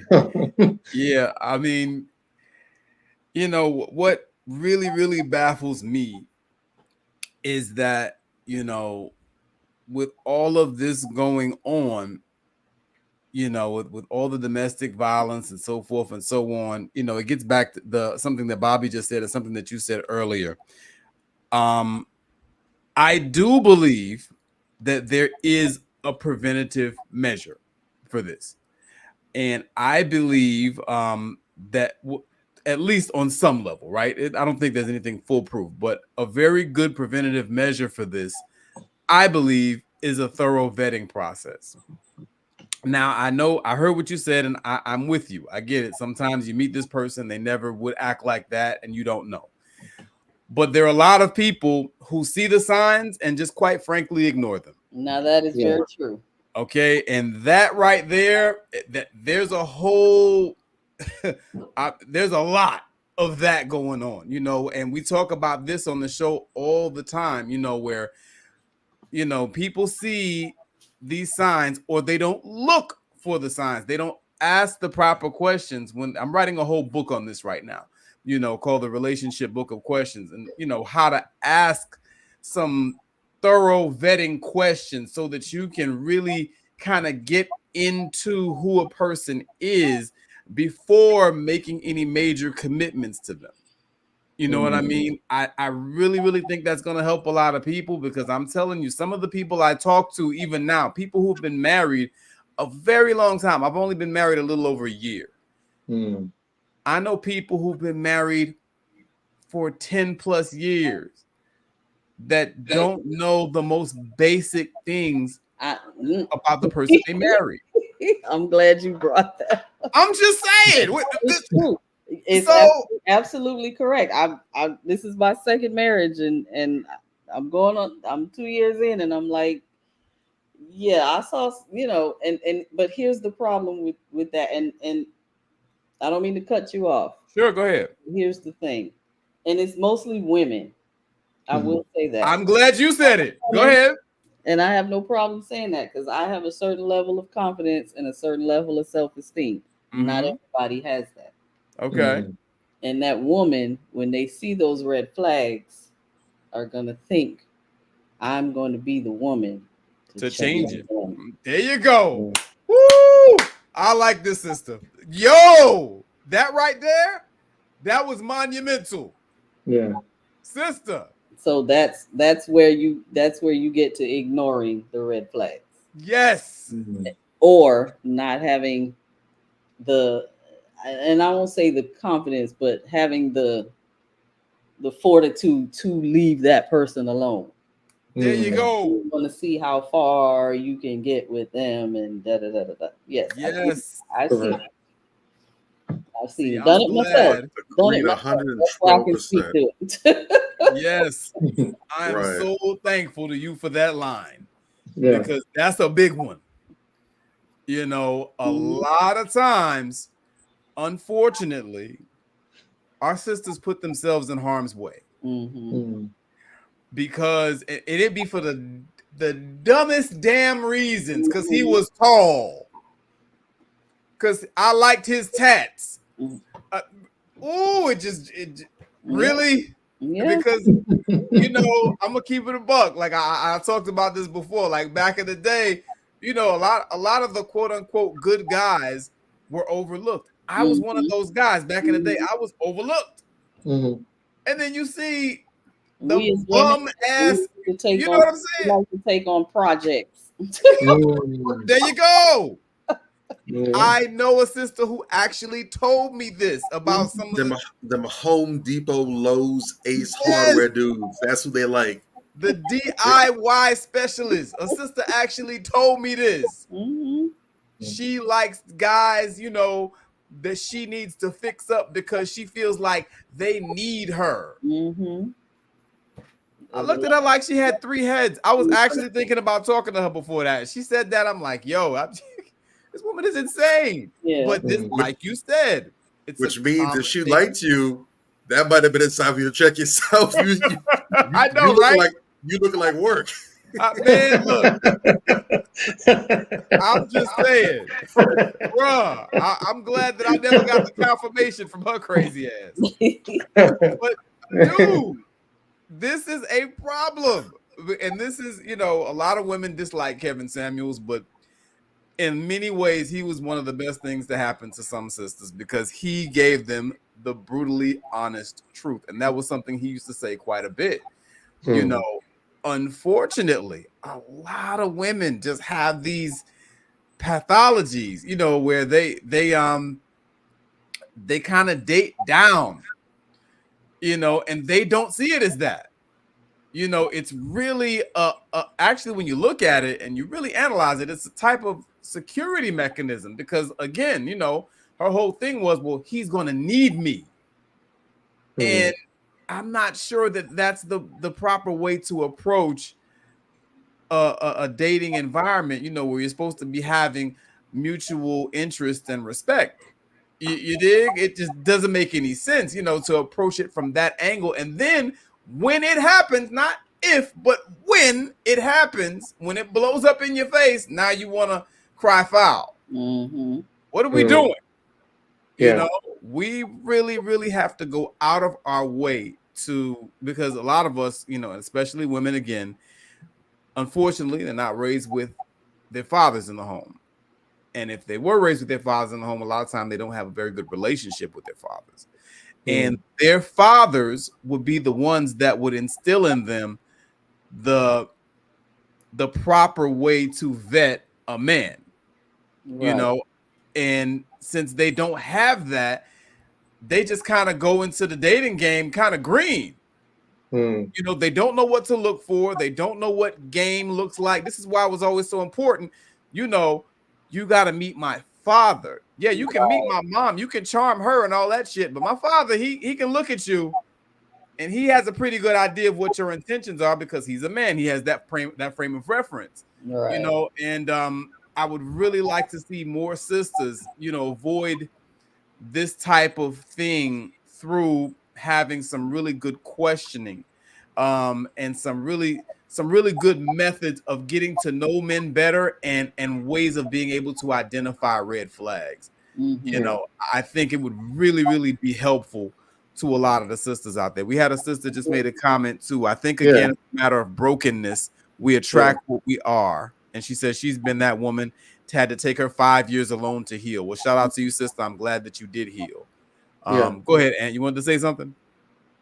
No. I was just listening to the great stuff that you guys were saying. But to her reference point about taking the time to heal, I had to do that myself for my last relationship and took the time out to heal. And it actually sharpened me up way more because I got myself into relationship university hosted by David Burrows. Shout out to David Burrows. And I was trying to get him on the show, but he's been so busy doing what he does. You know, but I always will speak his name into rooms because he helped me a lot, you know. And people need that. Sometimes you need to sit back, reflect, work on yourself, and then assert yourself back in. And it helps a lot because you will not bleed on people, you know, and injure people or even hurt people because you're still hurt. So you have to go through the healing process in order to find the correct person because, like y'all, Queen, y'all said that, you know, you attract the attractiveness. So if you're broken, you're going to attract broke people. You're broken people. You know what I'm saying?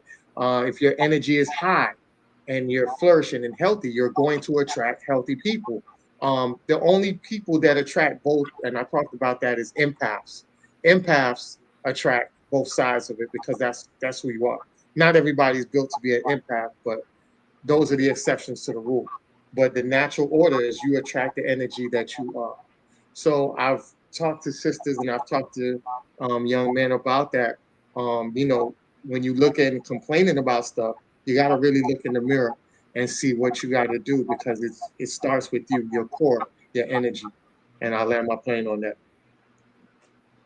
Very well said. No lies detected, bro. Wow. No lies detected. Mm-hmm.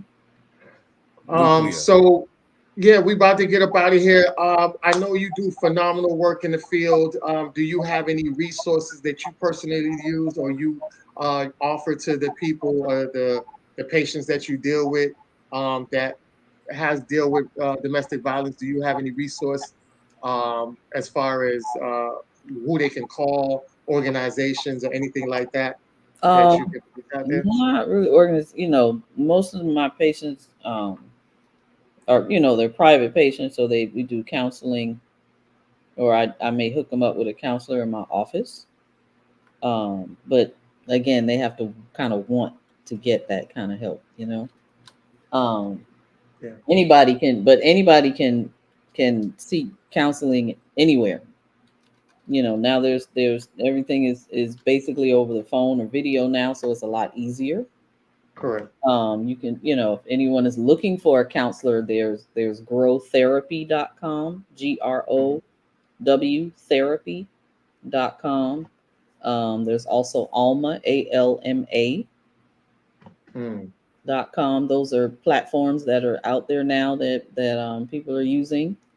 And, you know, and the good thing about those is the counselors kind of give a little background as to what they specialize in.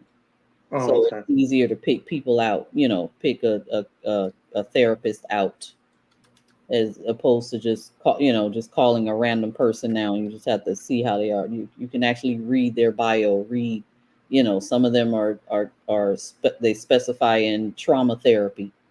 Gotcha. Some of them just work with women who survived domestic violence. Some of them work, you know, with depression, anxiety, those kinds of things. Post-traumatic stress syndrome. There's some that just work with PTSD people. So now you can kind of weed people out that way on those platforms. Oh, okay, cool. Because I had some resources that I thought I didn't want to do anything general because I knew you was in that space, so that's why I asked. But I had resources like this 1-800 number, 800-500-1119. That's for domestic hotline.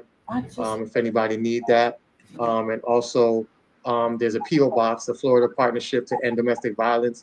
Somebody you need to talk to. You want to email or PO box them anything or any information like that. And there's also resources in Florida cities with domestic violence programs. And those are the cities right there. I'm not going to read off all the cities, but pretty much it looks like majority of the cities that's in Florida have some kind of resources or programs for domestic violence victims. And that's all I have right there.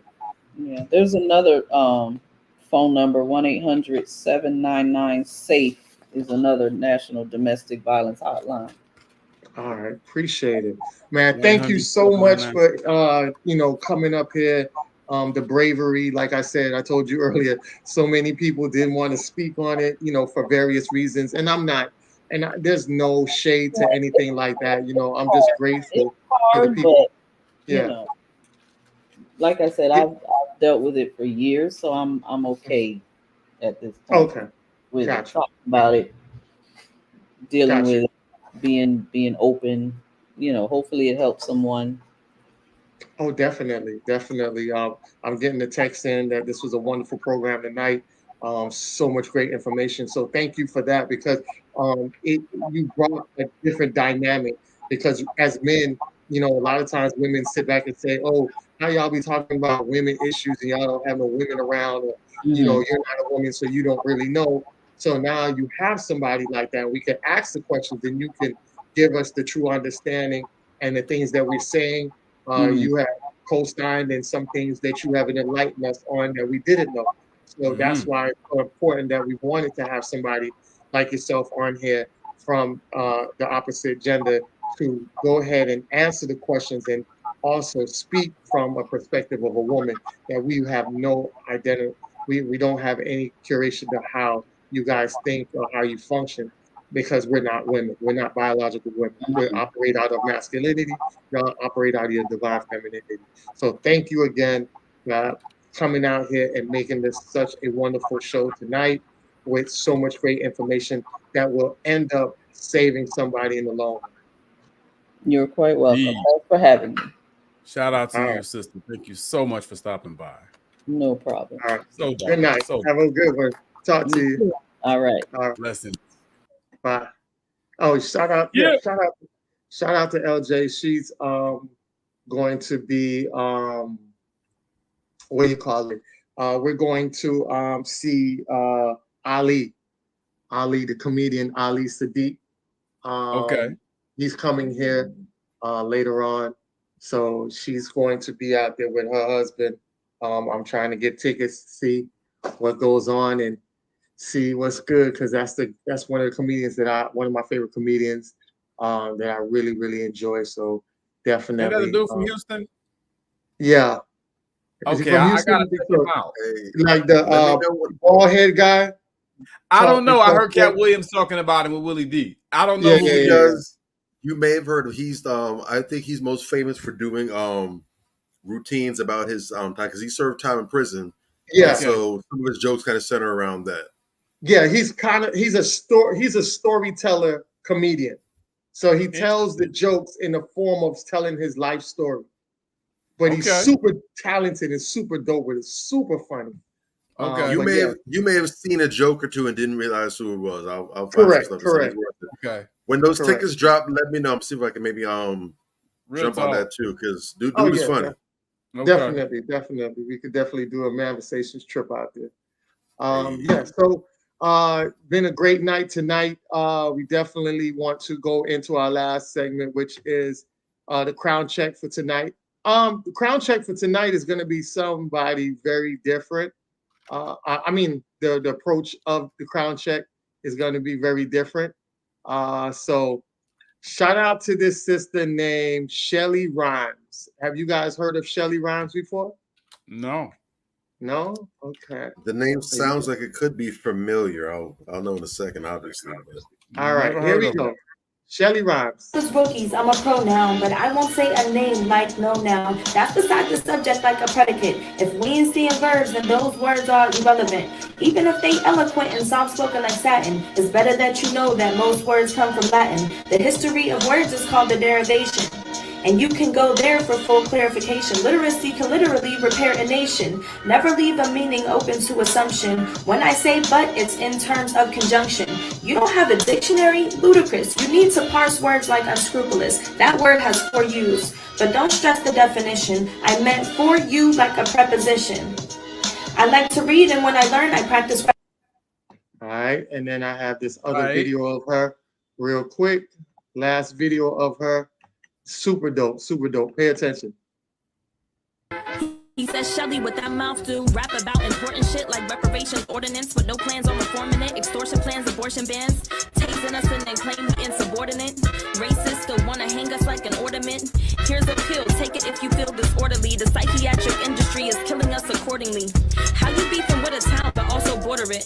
How you claim that block but don't own a quarter of the coordinates, a cabinet, a portion of a chair on no committee. All you add to the city is put a corpse in it. Or cops not enforcing law but forcefully exhorting powers unproportionate, but you can't help because you're recording it. Or drafting them to war and not warning them. The news is spreading lies so you can justify your war with them.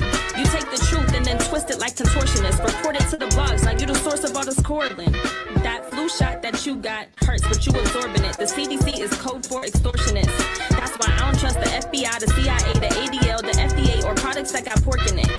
My flow gon' open more doors than Mormon is. I'ma blow just like an organ, sis. They support me, I'm more vital than organist. Cause I'm just trying to free man like Morgan is.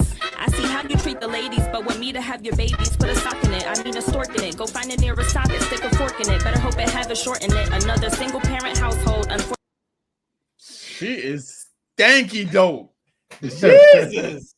Oh my God. Yo. So shout out to Shelly Rhymes. Get him, Shelly.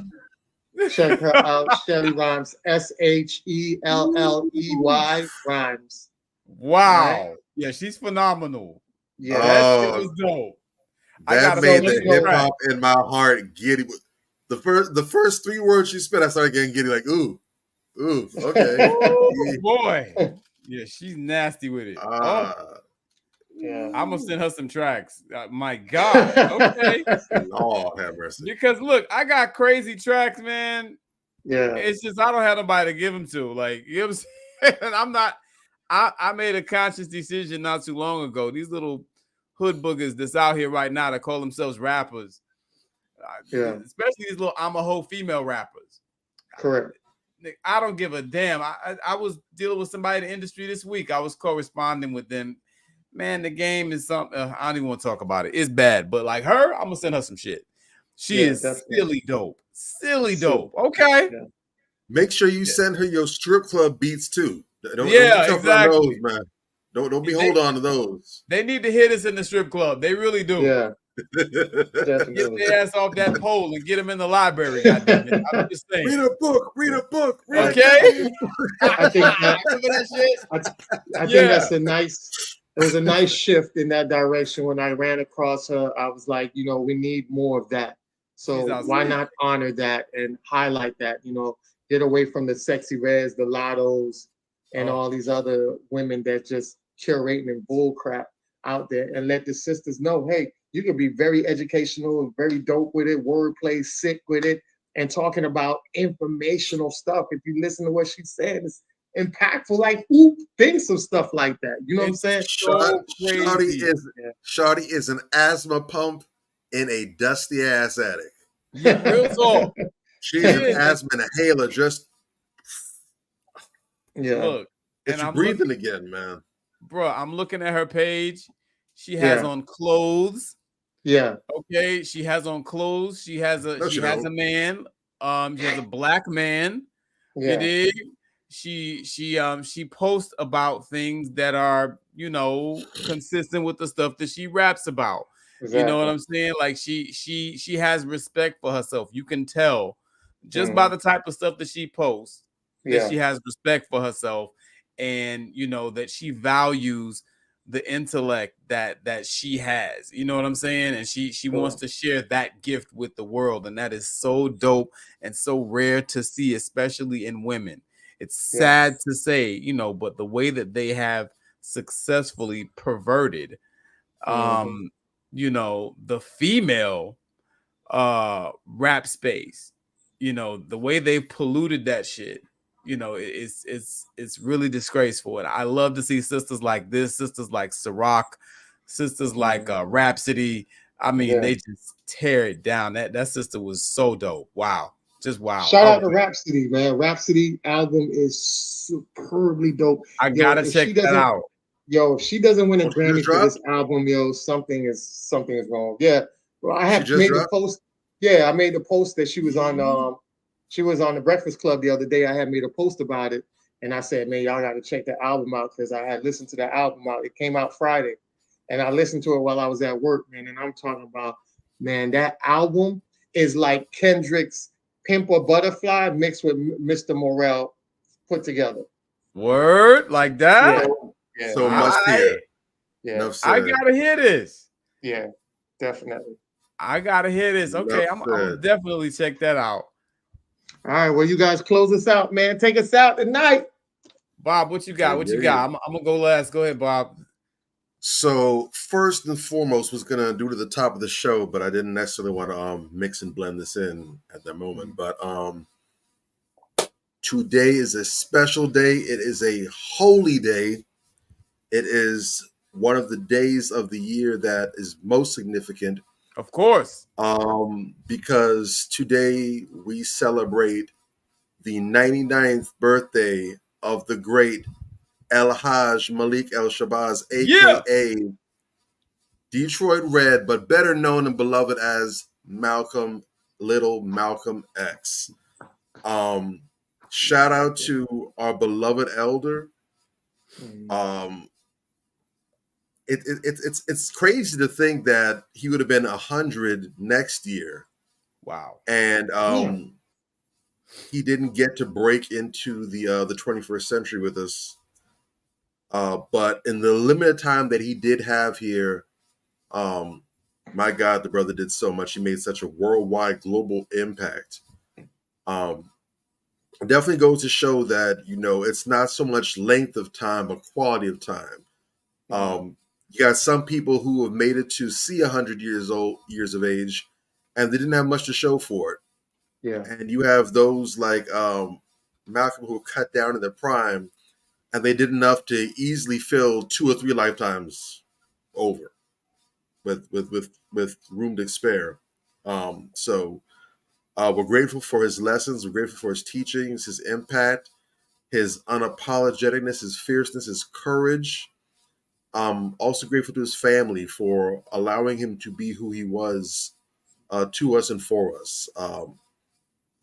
His life was definitely that of sacrifice. The nights and days he spent away from his beautiful wife, his beautiful children, who he cared about tremendously. They didn't think it was robbery for him to do the work that he did, and so they allowed him to be who he was, and we're grateful. We thank them for that. Yeah. Big ups to him. With that being said, tonight was a very, very important show. It's a very important topic. Domestic violence. It's very important that we're in lockstep about this.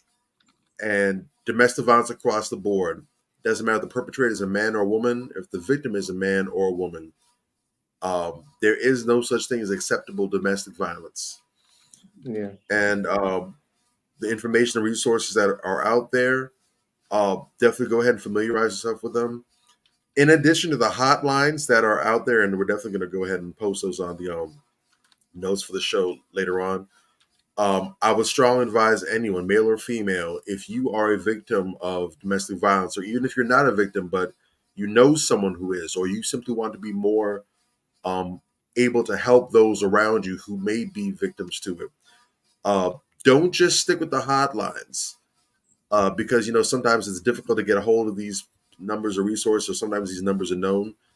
Definitely look at a lot of places like Reddit, social media. Sometimes there are resources that are set up locally that are a bit off the radar because, even with these hotlines, sometimes they have to go through proper channels to get things handled.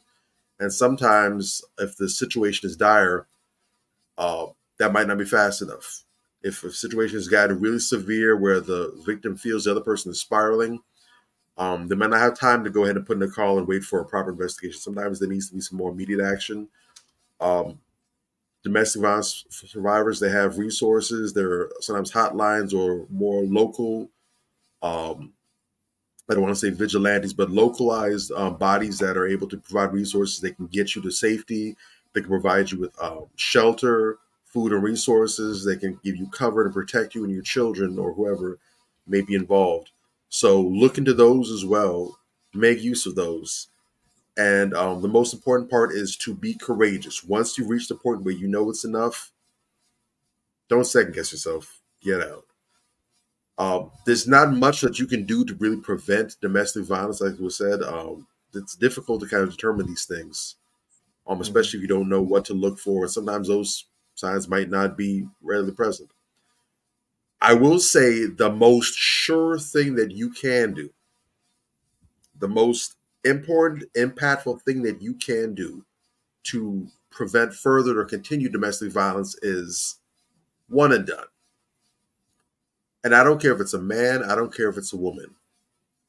The minute someone that you are in a relationship with raises their hand or uses an object to hit you, to strike you, they throw something at you, they strike you with something, they hit you with their hands, elbows, feet, knees, they headbutt you, whatever it is, the minute they assault you,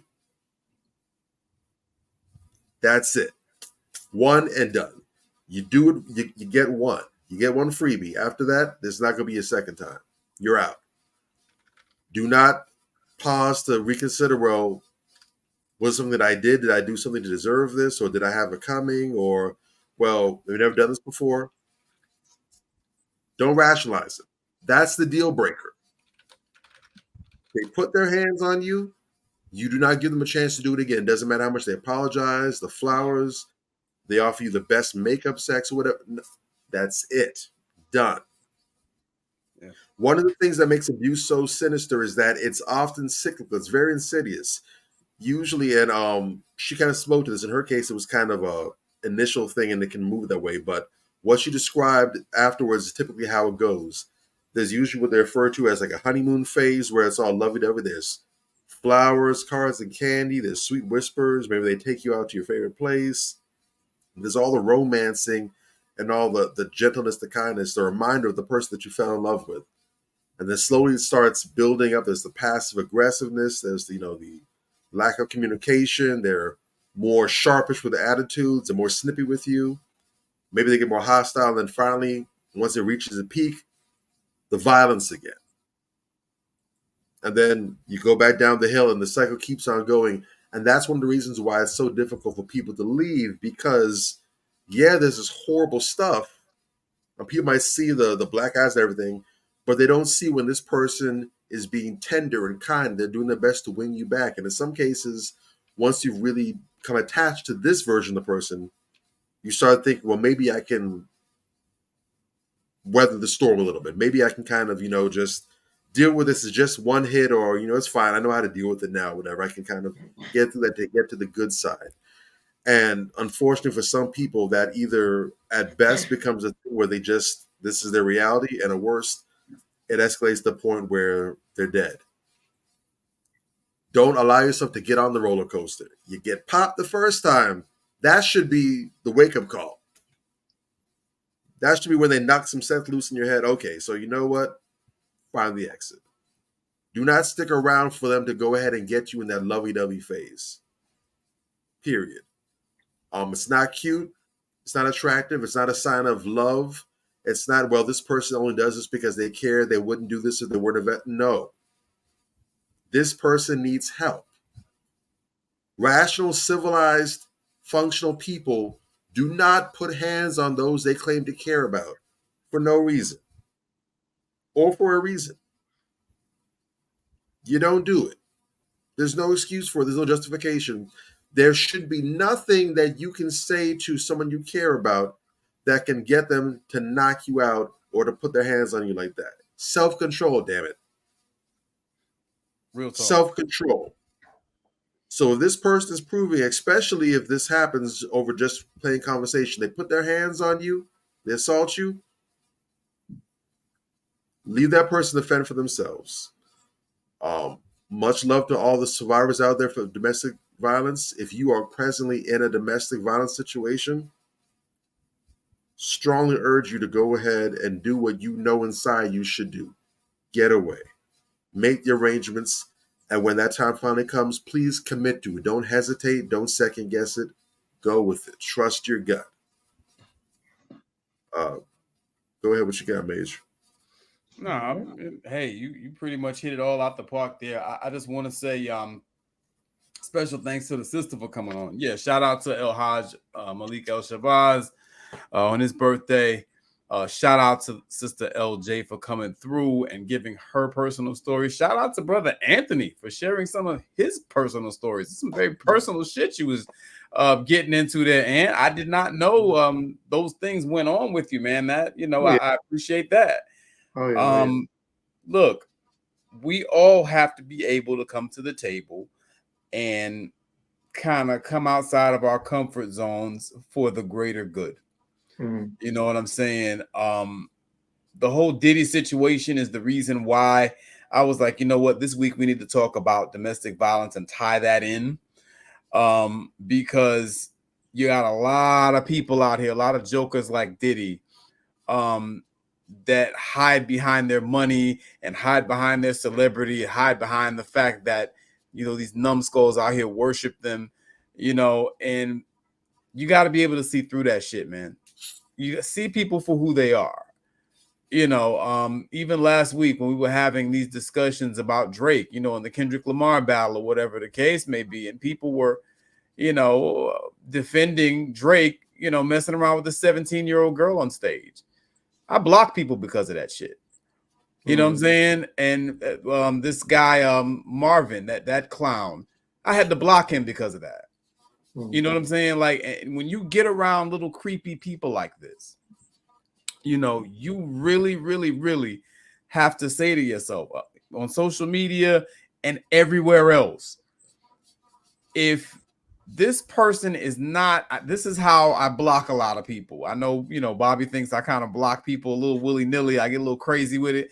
Once I've determined that you can't offer me anything intellectually, or that, you know, you have something very minimal to offer intellectually, I don't need to fucking talk to you. Yeah. A lot of us need to get in that spirit. And block some of these goofy, useless ass people from our lives in general, not just on Facebook, just generally, you know, because these little, you know, if I know a guy who's a woman beater, I'm not going to talk to that dude. I can't, you know, follow you on social media. I can't have any type of discourse with you because you're not right within. Correct. And I really, really think, you know, that as a whole, you know, Black folks need to get on that, where we start to disinfect our lives, you know, and just get rid of these sorry ass people that we like to keep skulking around for no goddamn reason. You know, a lot of us have a lot of creepy ass low life individuals that we keep around us. And, you know, that type of having that type of person around you. See, people think about Diddy. Yes, we think about Diddy. We know he's a piece of shit. That's the given. I tend to think more about Diddy's enablers. You understand what I'm saying? Because those are the people that enabled him to continue to do it. And I'm not taking anything away from Cassie as a victim. But I've been saying this all week, and I will continue to say this. Two things can be true. On one hand, yeah, he's beating her up and he's doing all this type of stuff or whatever. He's abusing her terribly. On the other hand, when she came out, she was like, oh, I'm going to tell my story and I'm going to get out there and, you know, do this for the support of all the women that he hurt, and whatever the case may be, the check cleared. You ain't heard from her ass since. Cassie, I thought you were all about coming out and helping other women, helping other people, but you went right back to enabling him like you did before. No, you can't do that. It's a very unfortunate thing, but two things can be true. You know, because yeah, you know, he abused you, he mistreated you, whatever the case may be. Unfortunately, as long as the money was coming in, that was okay with you. That ain't cool. You understand what that's not cool at all, because you're sending the wrong message to others and you're endangering yourself. You know, me and a brother of mine, we had a long reasoning about this, you know, and I was like, well, goddamn, you know, we was talking about it. I'm like, you know what? And it just hit both of us at the same time. And this is really messed up, but this is true. If he's locked up, he can't give her no more money. We got to get out of that concept, that way of thinking, bro. We just got to do it. You know, two things can be true. Terrible what happened to that young lady. Also terrible that she felt like it was acceptable to continue to make herself susceptible to that type of abuse. And I'll land my plane there. It's got to stop, folks. It's got to stop. Definitely. I put the hotline number in the chat. So, hey, do what you got to do. Like Bobby Drake said, if you're in a situation, you know, that's harming you, find your integrity. Get up out of there. Save your life. Save some other people. It ain't cool. It never is. Yeah. Always be the difference maker. Always be the person that says, I'm going to do the right thing. There's going to be moments where you're going to have to make those decisions. And those decisions will end up being a permanent mark in your life. Depends on which way you go. You can be, your legacy could be in a positive way, or your legacy could be tarnished in a negative way. You have the power to make that choice. It's not going to be an easy choice, because every day you're going to have temptations, or you're going to have enablers that make you think what you're doing is justified and you'll get away with it in the long run. Be that righteous person. Walk in that walk, because at the end of the day, you're able to sleep at night. Imagine you being somebody that was enabling somebody to beat somebody, and that person end up dying. You automatically have that same conscience that that abuser has, because now you have a death on your mind as well. You have a death on your conscience because you didn't do anything to help assist that person get out of that situation. So don't think by a distance that it doesn't affect you. It affects you as well. So always try to run in a positive light. And it's like I said, even though it's hard, you beat the odds by surrounding yourself with accountability partners and people that also run in the same light as well. That way you steer your way from always ending up in a dark space, in a dark place. I hope this show was very powerful for people. We wanted to make sure that we were very sensitive and also created a safe space, which I think we did tonight. That's the main goal. We are out here to be solution-based, and we want to make sure that whatever we say every night can help change your life in a positive way. That's what we do here. That was the purpose of creating this platform. So remember, like Bobby always say, tell a friend, like, share, subscribe. And we're definitely going to be here again next week. All right. So shout out to everybody. Make sure that you guys stay safe. Enjoy this break coming. I know a lot of you parents out there have done phenomenal jobs. Shout out to Overtown. All right. So Overtown, as you guys know, Booker T and all those high schools in that area, they had a phenomenal fairy tale prom. And when I tell you they went all the way out, man, that prom really set it off. And just for that community, I knew you were going to talk about that. Yo, just for that community and just for what that whole, Overtown, the history of it, I thought that was such a great way to end the week with that phenomenal prom that everybody's talking about, man. If you haven't checked it out, check out the pictures. Booker T. Washington prom down here in Miami, and it will blow you away. All right. Always remember to be great, be that difference maker, be that staple. Always lead your family tree in the right direction. And we'll see you guys next week. All right. We love you. Be safe, and we out. A place where we inform, build, and inspire. Manifestation. Man up. Manifestation. Man up. Manifestation. Man up. Manifestation. A place where we inform, build, and inspire. Manifestation. Man up. Manifestation. Man up. Manifestation. Man up. A place where we inform. Manifestation. A place where we inform, build, and inspire. You gotta eat what you kill. You gotta go out there. You gotta hunt for your meals. We all have that ability to connect with people, to be that motivational person in somebody's life. You gotta let people know there's certain lines you don't cross, and that there's gonna be consequences if you do. Man up. If you are an adult and you are in a relationship, that person's emotions are not your responsibility. Man up. Manifestations. Man up. Manifestations. Man up. Manifestations. A place where we inform, build, and inspire. The devil, during slavery, destroyed the masculinity or manhood of the so-called Negro. No man. No man. Right now you got to be trained all over again to be a man. When someone is obligated to do something, it is binding upon them to do it. And failure to do it causes reaction. Man up. Position make you rich. I don't have that type of richness. My richness is life forever. If that people knew that glorious path, if that people knew that glorious path, if that people knew that glorious path, then they would be more inclined to respect themselves.